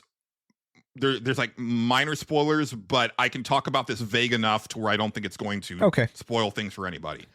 There's a lot of death involved in the story of Persona 3. Sure. Both in the main story and in a lot of the social link stories. Yeah. Right.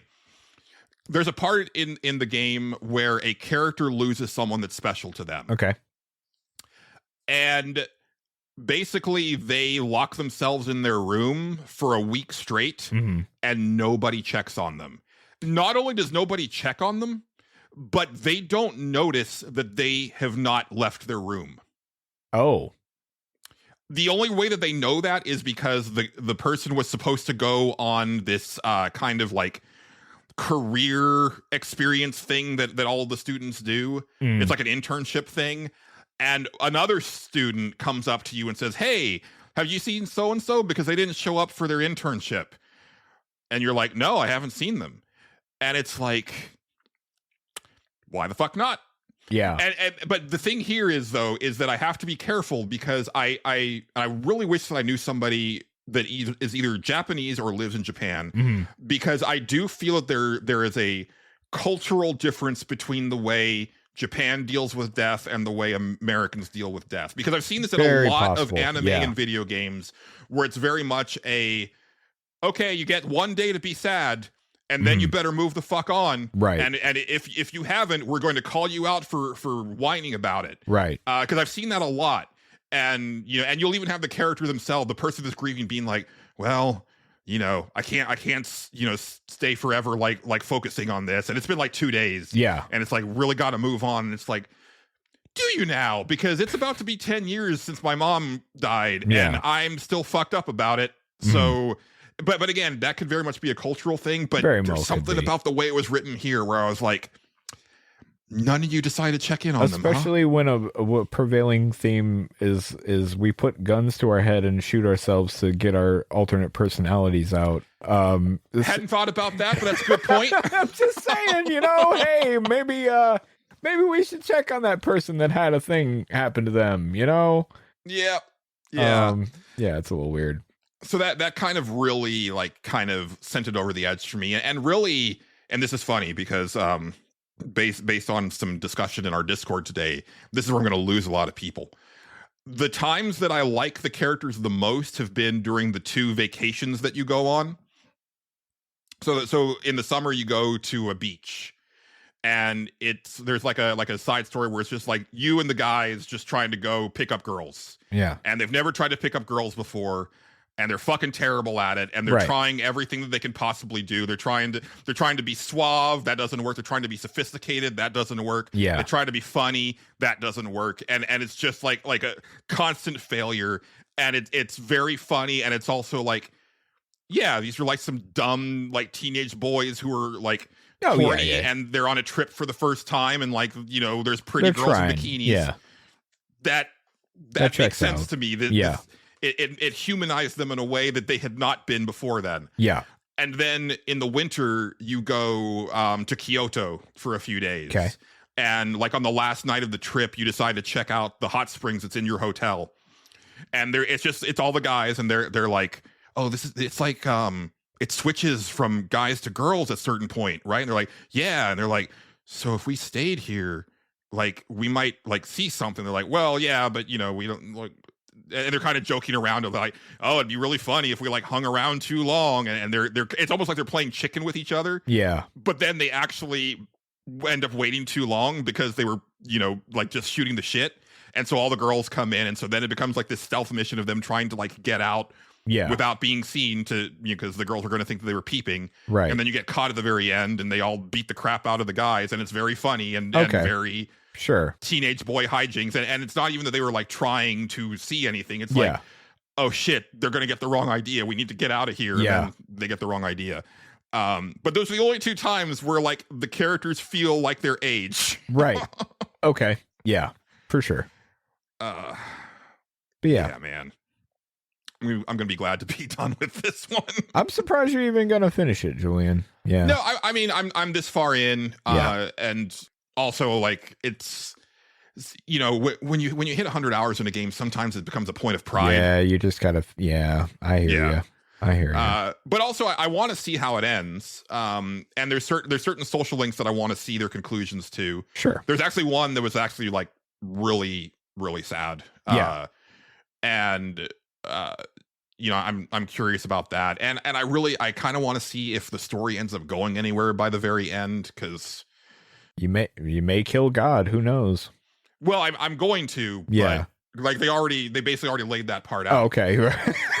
But I kind of want to see how that affects, the characters and everything going on. I think that's just a Persona theme is, at some point we will kill God. We're just going to have to do it, You must attack and dethrone God. Even if it comes out of nowhere, Yeah. Yeah. This actually does not come out of nowhere. It's actually a pretty clever way of getting to it. I'm more speaking of 5, where it was just like all of a sudden the last month it was like, what if we had to kill God right now? Yes. Why? It's like, okay, sure, fuck it. Why? Guess we have to do that. And I like the idea of these games being connected. I think I saw like this, and I haven't encountered the NPC, but apparently there's an NPC in Persona 3 that it's a kid, and if you talk to him, he kind of talks about wanting to run track, and people I actually remember that one. Yeah, they've made the connection. That's like, we're pretty sure that's supposed to be Ryuji from 5, because the timeline it works out, right. And I was like, oh, that's kind of neat. Because I think it would be kind of cool if they did like a Trails of Cold Steel thing where it's like at some point the cast of all these games end up coming together for some big battle or something like that. Yeah, I keep thinking they lean towards some of that stuff in certain bits and pieces of it, but I can't remember. There's like DLC battles where like you can fight you can fight the old protagonists characters and stuff like that. Yeah. But I'm not exactly sure how that all ties in. I know like the end of 5 actually ties into the greater like thing going on. When the 2 girl, it's a huge 5 spoilers. Never mind. Yeah, no, but I know what you mean. I know what you mean. Yeah. Yes. When all that shit happens, like that's a big thing. But yeah. I think I inadvertently cheated on my girlfriend, and I didn't mean to. You'll have that. What are you gonna do? Like I didn't realize the implication of this one request, and it's like, you spent alone time with so and so, and I was like, oops. Oh, so my character's like lost his virginity to not my girlfriend. Oops. What are you gonna do? Sometimes it happens. Girlfriend next, apparently, or not, or they're gonna know. Yeah, I was like, I don't know. I literally said, I was like, I hope that doesn't come back to bite me in the ass. Yeah, like, I didn't mean to do that. I always hate that shit, man. When you accidentally do it, and you're like, that's not where I thought that. My dumb asexual ass does that shit all the time. Where I'm just like, oh, I didn't think that's what they were talking about, but here we are. Yeah. Oops. Yeah. I don't pick up on signals. Hold on before we do anything else here, Julian. Hold on.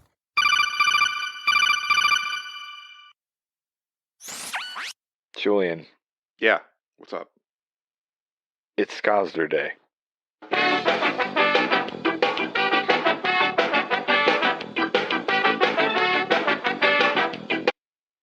thought that was a one-time thing, Justin. No, it's Skazder Day. What are you gonna do? I just thought I'd tell you. Okay. Yeah. Well, we should probably get off nano communication because it's the audience is getting weird. Yeah.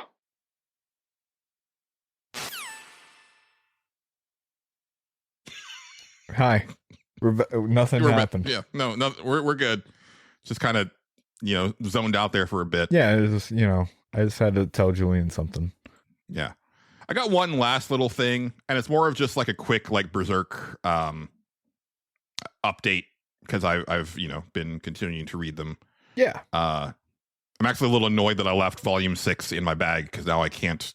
I was like halfway through it. You maybe could find it online. Yeah, It's a pain in the ass, though. Yeah. Yeah. I'm not really going to go into like my thoughts on the big thing, because I have a feeling that my read on it is not going to be a very popular one. Okay. I just it's fine. I can definitely tell from looking online that I have a very different opinion of certain things that happen, and I feel that a lot of reactions have been grossly overblown. Let me just put it that way. I got to like a fairly large reveal, and I was like, so that's it. Okay. And then when the next story had nothing to do with what had happened before, I was deeply disappointed. Are you talking about Berserk? Berserk. Yes. Okay. All right. Okay. Yeah. I believe you. I was like, we're spending a lot of time on these elves that I don't really care about this. But anyway, I came to a realization about Guts that I think has really helped me. Okay. Because I really did not like that character. Yeah. Like when I started reading it. Now I feel that is kind of by design. Mm-hmm. And when you start to go into the flashback stuff, which they call the Golden Age arc, like you get a much better understanding of his character. And I'm sure this isn't the intention. Like I doubt this was an influence of Miura, but my American read of the character, now that I'm fairly like I'm almost halfway through, right? There's 14 volumes of these hardbacks. I'm almost through volume 6. He's Wolverine. Okay. Yeah. In the sense that he by himself is a very gruff, unlikable person that has an almost bestial rage that he can go into. Yeah, sure. That he almost loses control of his humanity when he's engrossed in the killing. Right. But when he's tempered by a group of people, it softens him, and he doesn't like it. Yeah. At first, he's like kind of dragged kicking and screaming to this group of people. Yeah. And then he's a very distant person within that group. Mm-hmm. But as he spends time with them, it softens him, and he grows to love them, and they grow to love him. Right. And it really works for the character. Right. I really appreciate that aspect of him. Now that that's gone, I'm really hoping as the series goes on that he at least finds one or two people to give him that again. Right. Because I think Wolverine is at his best in X-Men when he's with the X-Men and he is not the focal point of the X-Men. Yeah. And it's interesting, since I've been going back, starting with the Chris Claremont X-Men stuff, because those first 5 X-Men omnibus volumes reprint the letters pages. And it's very interesting to read them because people did not like Wolverine. Oh, I believe it. Yeah. They very much did not like that character in those first couple of years. Like almost every letters page had at least one letter saying like, I really don't understand why you had to focus on Wolverine this issue. He's like the worst character on the team, blah, blah, blah. And it took a while for people to really like start to warm up to him. Right. And I think that also was kind of by design. Like, I think he was supposed to be kind of like, the off-putting, not likable member of the team that was like, really hard to get hard to approach. And then once the walls started to come down, you got to see a different side of him. Yeah, that makes sense. And then here we are, 50 years later and whatnot. Right. But I get it. Yeah. I am enjoying it. That's good. But I'm curious where it's going as far as just like his arc and everything. Yep. Got no idea from here. It may go downhill and I got no idea. So yeah. Yeah. I have learned one thing that I'm glad that I learned. And I think that it's worth like saying, you know, just to kind of set expectations, is that Miura died before he got to actually complete Guts and Griffith's story. Right. Yes. So I don't know if that means that like they don't meet again in these volumes, but at least there is not like the decisive final battle between them right before he passes. I think it is there now. Like I think whoever took over after that did it's put possible. an end to that story. I know that from my understanding, around the time when he passed, people were talking like it should be okay. Like the people that are taking over had a really good idea of where he was going. Like he kind of laid it all out for him. Yeah, sort of like what Robert Jordan did. He had like a shit ton of notes for the Wheel of Time. Right. So when he picked Brandon Sanderson to take it over, like Sanderson had like an excellent outline of where everything was going. Right. Even though I think it was supposed to be like one more book and it had to be 3 because it was just like way too much. Way too much. Right. Yeah. That makes sense. Yeah. We'll see. We'll see how it goes, I guess. Yes.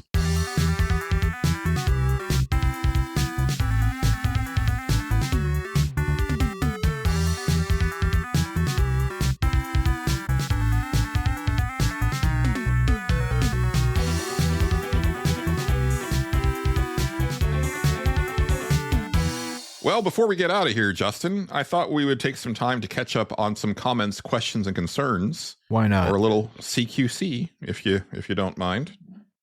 Okay. There's a lot of ways to get at us for your comments, questions, and concerns. You can email us. The email address is thestageselectpod@gmail.com. You can comment on the show on Patreon, even if you're a free member. Or I don't even know if you have to be a free member. I think as long as you have a Patreon account. Probably.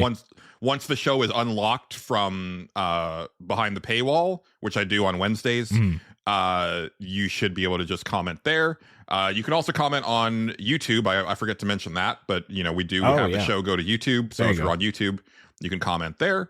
And probably the easiest way is to join our Discord and go to the CQC channel. Our Discord is very active and very fun. Yeah. So you should consider joining it.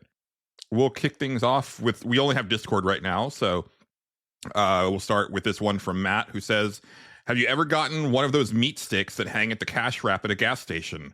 Where do you think they come from? They don't have a label or anything, but they always seem to be there.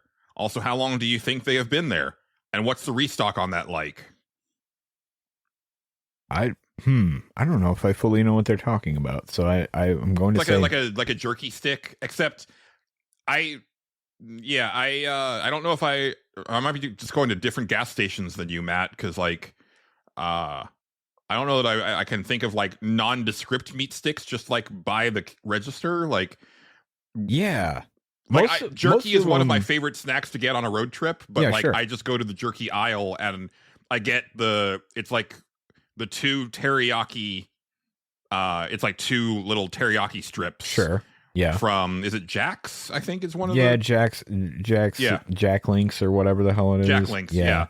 But it's not the cylinder. They're just like flat strips of meat. Yeah. The only one that comes to mind is like almost like a Slim Jim looking thing. I know they make like that's the how sticks. I'm picturing. That's how I'm picturing it too. But those always come in like the little like wrapper or whatever. I find those awful. Yeah, I do not like snapping into a Slim Jim. Oh, they're terrible. Yeah. Yeah. If I'm not going to get those, like the little strips, I'll just get like the bag of jerky. Yeah. Yeah, no, that's the way to go. But like, oh man, no, beef sticks or whatever the hell they're called. And apparently there's differences in them because somebody I know likes what they call beef sticks. But they do not like Slim Jims. And I was like, I thought they were the same. They're like, no, Slim Jims are like weird and waxy. And I'm like, yeah, that's what I thought all of these were. So yeah. Apparently there is a difference. But no, this must be like a where Matt lives thing. That's what I'm thinking. Yeah. Or it's just a thing that I've just never noticed because like I kind of have my gas station go-tos. Right. which I guess now I have to say, right, because people are going to ask. So, if I'm on a road trip, it's almost always the teriyaki jerky. It's a type of soda. It's usually, depending on the time of night, like I typically, normally it's a Pepsi Max. Okay. But if I'm, say, like on the way to Colorado Springs and I'm driving overnight and we're hitting like the 3 a.m. range, Right. I'll usually get a Mountain Dew Zero for the extra caffeine. Sure. Yeah. And then usually a Reese's Fast Break. Those are good. Yeah. Or if not that, then I don't even know the brand, but they're everywhere. There's this brand of like pastries, and I'll usually get like a cheese and berry Danish and then an apple Danish from that same one. Okay. Yeah. Do they come in a pack, like a package of some They're like sort? individually wrapped. They're pretty big. I feel They're like probably like 5 inches long and kind of wide. I feel like I've had one of those recently. I don't know if it's... I see them at every gas station, but I Yeah. don't know the brand. Yeah, I don't remember the brand of the thing that I ate either. So Yeah. but I had one at work recently because I was bored and they didn't have the thing that I like to get. So I'm gonna use like what I like to get while I'm at work, because we have a little, like, I would say, convenience store within where I work, because it's fucking big. We have a couple of them, and basically you just go check yourself. It's like a self-checkout thing. I always get the big the double-decker oatmeal cream pie, which just sounds dirty. It is dirty. It is. But it's good. It's good. It tastes like plastic, and I love it. There's like a certain greasiness to those Yeah. that I don't understand why they're that I don't greasy. either, but I like it. I'm here for it. It's weird. I don't know what it is about. I'm like, these are awful, and I know they're awful, and I'm still just like, yeah, no, let's do it. And it's usually when I'm bored at work that I'll get one of those, where I'm just like, man, ain't shit happening right now. I'm gonna go get one of those fucking things and sit here and fucking eat it and feel bad about it, I guess. What else? I got what was the one I got recently? I think it was a cheese something Danish that I got, because they were out of the oatmeal cream pies. They just decided not to stock that fucking week. It was weird. It would probably be uncomfortable to be cream pied by an oatmeal. That wouldn't be great, Julian. No. I don't feel like hitting the Shasta McNasty alarm on that, but I could. I'm hoping that Addie was drinking something when I said that, because I know that she would have spit it out if it's possible. If that had happened. Yeah, it's possible. What else? Okay, I have a question about gas station pastries. How popular are zingers? I don't think they're that popular, but I really like them. They're not bad. Yeah. But like all of a sudden I noticed. Actually, I think that they are not very popular because they tend to be the things that are left. That's what I mean. That's because I'm constantly like it was so like when where I work decided not to stock shit. I was like, all right, what's left? And I was like, what the fuck are zingers? I was like, all right, let's try them. I was like, these aren't bad.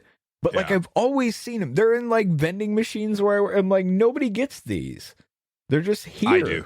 I do. They're fine. I'm not judging you for that. You know what I love though. Yeah. From Hostess that I've only seen a couple times. I don't think those are Hostess. That's the thing. No, they are. I don't think so. Whoever does Twinkies, is that Hostess? That's Hostess, but I don't think it's them. Let's look that up. Continue on your story though. I feel they are. But I've only seen it at like one or two places, and I loved them so much that I ended up ordering a case off of Amazon, but I don't remember the name of them now. But they're basically, it's from Hostess, and they're chocolate covered Twinkies, but that's not what they're called. They have like their own special name, but they're fucking great. And I haven't seen them in ages. Right. You are correct. They are Hostess, but the branding is also Dolly Madison, which is what threw me off.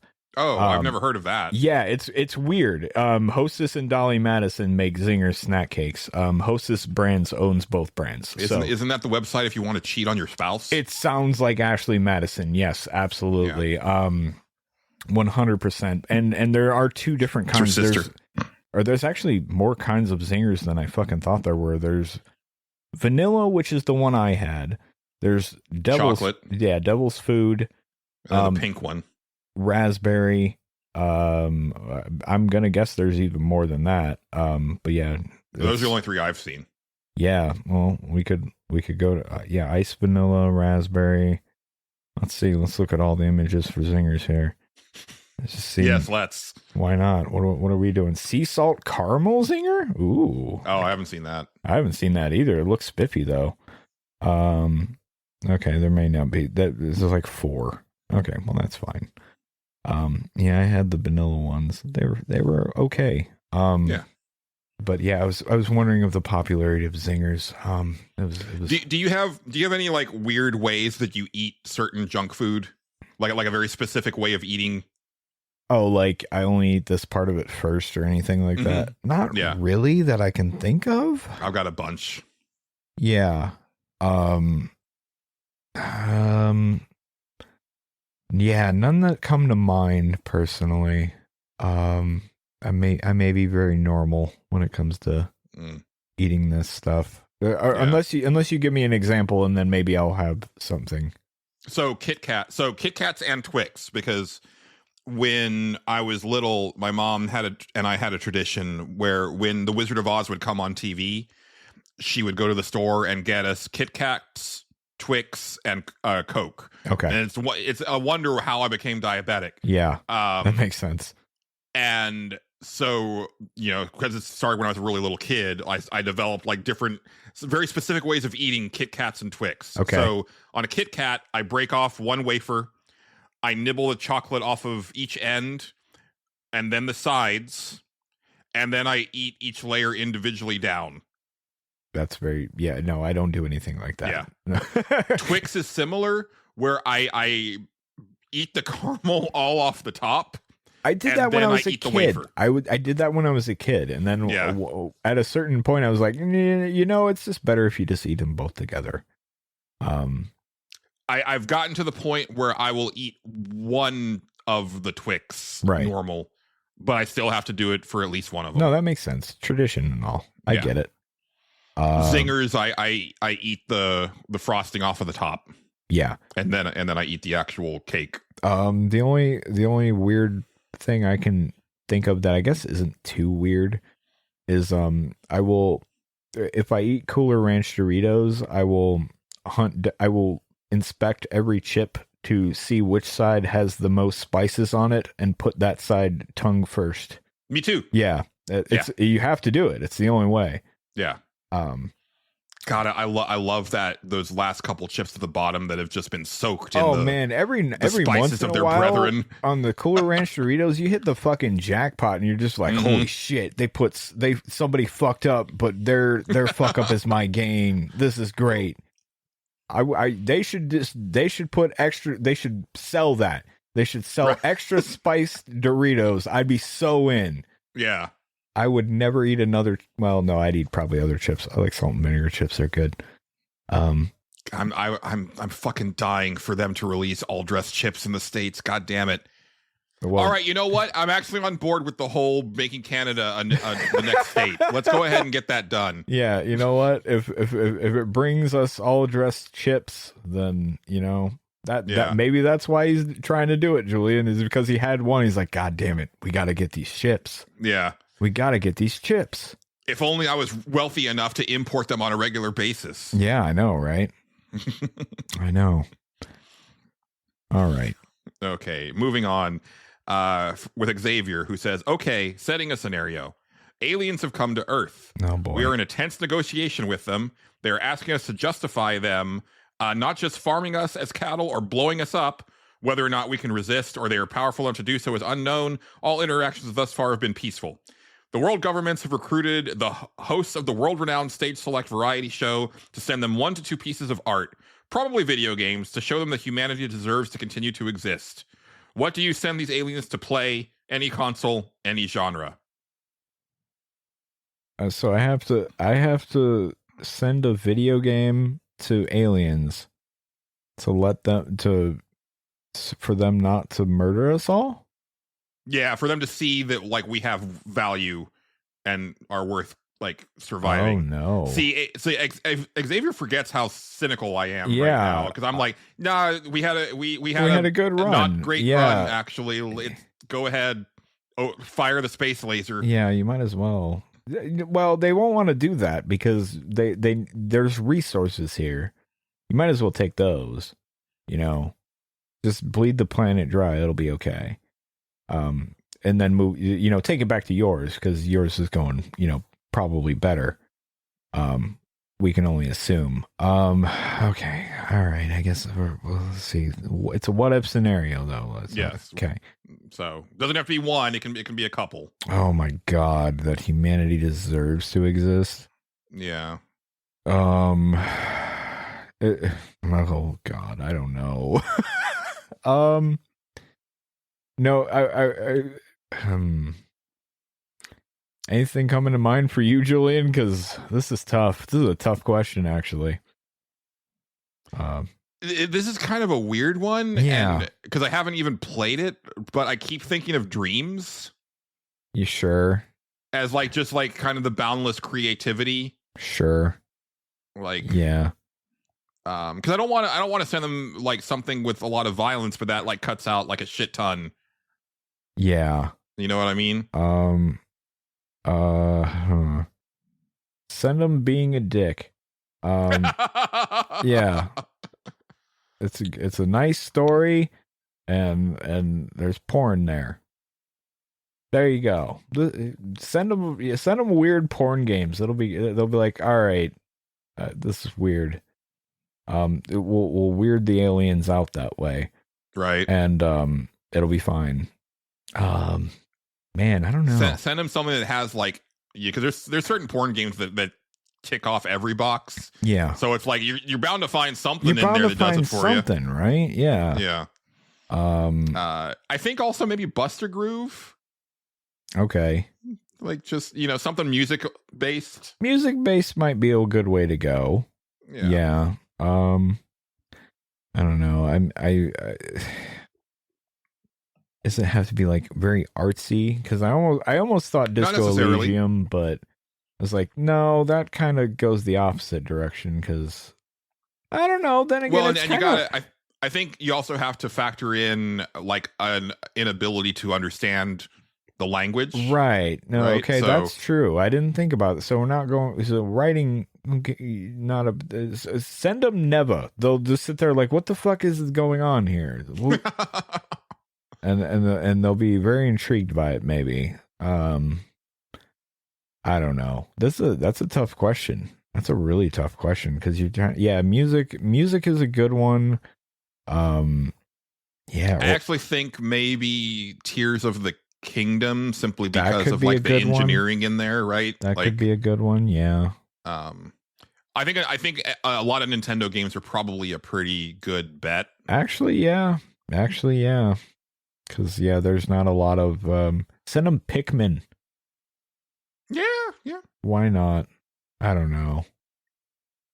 Or Civilization. Just watch them. They'll get nuked by Gandhi, and they'll be like, they'll wipe themselves out eventually. It's fine. Let's just leave. Yeah. I don't know. Anyway. What else? Heavy Metal Fact 2.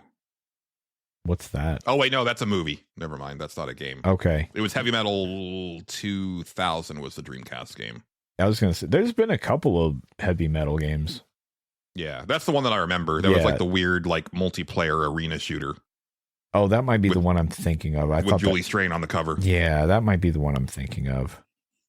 I'm not sure. Is there another heavy metal game? Now that might be the only one. I thought, I Unless there's a PC exclusive one, which I wouldn't be surprised. keep thinking that the one you just, but your description of it was like, oh, that might have been the one I was thinking of. That I it think was came similar out to the in Spawn arcade. game that was also on the Dreamcast. Oh, it was Like that, there was like one where it was like an arcade game. I don't know. Yeah, that's the Dreamcast one. I think it did come out in the arcades now that I think about it. Yeah. I didn't see it in the arcade, but I think it was a port. Rest in peace, Julie Strain. We miss you. Yeah. I don't even know how to. This is tough because to look up too, because it's a genre of music. So when you try to look up how many games are based on heavy metal, it immediately comes up with that. Heavy metal video games. Yeah, it'll just come up with like like Guitar Hero. Yeah, that's what I mean. Is it's hard to look up. Wasn't it like? Did heavy metal have like anything else after it? 2000 or something? It was heavy metal 2000. All right, I'm almost positive. I think you're right. Because Fact 2 was actually, or wait, I might be getting those confused. Maybe Fact 2 is the game and Heavy Metal 2000 is the movie. I think you're right. Yeah, that's what it says here. Yeah. Yeah, Heavy Metal 2000 had just the one game. Oh, that was the name of the game. Yes, Fact 2. Heavy Metal Fact 2. Oh, okay. Is a third-person shooter video game developed by Ritual Entertainment. I don't think there's any others though. Interesting. Yeah. Anyway, what else we got? Last but certainly not least this week from 60X Self. They ask, is white American cheese too fancy for trash food, or is that acceptable on a bowl of beefaroni or sloppy Joseph? White American cheese? It's just American cheese, but a different color. Yeah, I was going to say, like, no, I mean, it's processed enough. Yeah. It's trashy yeah, enough. Absolutely. It's trashy enough to go on trashy food, but also what kind of bullshit posturing are you doing there? Just throw a slice of regular American on there. Yeah, why do you need the white cheese? Yeah, why you got to be all fancy and shit? Like, yeah, it's weird. I mean, it's still trashy, so like, yeah, I mean, fine, you can do it. Yeah, I always hate when fast food places nowadays keep pulling this bullshit where they put some fucking white cheese on there and call it Swiss. That shit's not Swiss. I know it's not. Stop trying to fool me, Arby's. Yeah, it doesn't have holes in it. It's just a fucking solid garbage. Piece of cheese. It's awful. I don't know, man. The bad. white cheese on the ultimate cheeseburger at Jack in the Box is pretty all right. Is it like stretchy, or is it? Yeah, just white cheese. It's like white cheese. You know, it's. But it has a different flavor to it. Okay, well, all right. I mean, it has a slightly different flavor. I'll give Arby's that. Yeah. Oh, I would like to shout out something from Arby's though. I don't know how many people out there enjoy a mint milkshake. I'm shouting it from the rooftops. But if you are out there and you are like, I enjoy a mint milkshake or a shamrock shake or whatever the fuck, go to Arby's, get yourself an Andy's mint milkshake. Best goddamn fucking mint milkshake I've ever had. Bar none. It's fucking great. All right. It's really good. Oh, man. I'm that weirdo that goes to Arby's and orders the Euros. The Euros? Euros. Yes, that is yes, that is the proper pronunciation of that word. Yes, you're right. You're going in there and getting a gyro, aren't you? No, I don't get any of that. But okay. No, I actually recently the last time I went to Arby's, I got a fucking cheeseburger. Their burgers are actually okay. They're pretty good. I like them. I didn't know they had burgers. Yeah, they do. At least in my area, they do. They're like I don't know. They're fancy Arby's burgers. Not bad. For I'm not a big Arby's guy. I'll admit, I'm not a big Arby's guy. But cheeseburgers, pretty good. Can't complain. Yeah. Get a mint milkshake with that shit. Great. There you go. Good meal. In fact, the Arby's burger that I had last time had white cheese and American cheese. It was a combination of both. Guess what? Cheese part wasn't that good. Didn't really like it that much. All right. Well, you're consistent. Yeah. Just like this podcast. Yeah. That's right. Are we consistently bad? Nah, we're fine. We're doing all right. We're all right. Yeah. We're like good 6 out of 10. Yeah, that's fine. I'm fine with that. Yeah, we're okay. Yeah. I think that's a show, Justin. I think so too, Julian. Yeah. You can find us online. I guess we'll shout it out. Justin, where can they find you? You can find me on twitch.tv/TyroneSwift, probably streaming Skyrim stuff. You can find me on YouTube TV, Tyrone Swift TV at YouTube, or YouTube. I don't know how they do it, but Tyrone Swift TV on there. Yeah. Just search Tyrone Swift TV. You should find it. Yeah, you'll find it. Or you can check the link tree in the show notes. Yeah. And then I think I'm on Blue Sky too. I think it's just Tyrone Swift on there. There you go. Yes. You can find me on Blue Sky, Julian Titus. The show is on Twitter, at Stage Select Pod. I'm there too, but I'm not hardly on there anymore. I mainly use Twitter to interact with HoloLive shit at this point. I keep my Twitter to look at what statues are coming out. That's really all I look at it for. Right. Because that's all they got. So I need to know what statues are coming out in Japan so I can order them from Japan. So order them to my house. I ordered a Cammy one, like the Street Fighter 6 Cammy one, and it's pretty good. It looks nice. Cool. But I haven't gotten it yet. Comes in like Monday or Tuesday. Oh yeah, I just realized with your streaming setup that I never see your statues anymore. No, I have it the other way around. So yeah, nobody gets to see that stuff now. Yeah, it's all where I can see it, not you people. That's right. What do you mean, you people? I don't know. I just felt like saying it that way. Yes. And yeah, because my Twitter at this point, it's like my feed is pretty much mainly like HoloLive and then like wrestling. Because there's some wrestling on mine too. Yeah, because I haven't followed any wrestling people on Blue Sky very much. Although the Rumble, I was surprised at how many people were talking about it on my Blue Sky feed, because I didn't think that I had any wrestling peeps on there. There's a shit ton of people talking about the Royal Rumble that night. Yeah, I believe it. Yeah. Thanks as always to the wonderful Megan McDuffie for our theme song and interstitial tracks. Thanks to friend of the show, John Gholson, for being our host and providing us with our artwork. But that's going to do it for this edition of the Stage Select. I've been Julian Titus. He's been Justin Ham. We've been the Stage Select. Signing off. Uh-huh.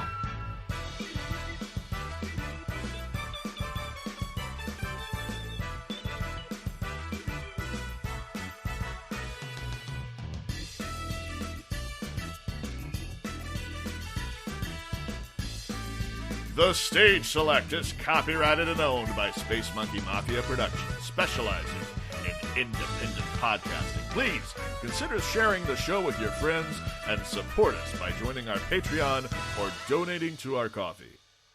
Thank you, and good night.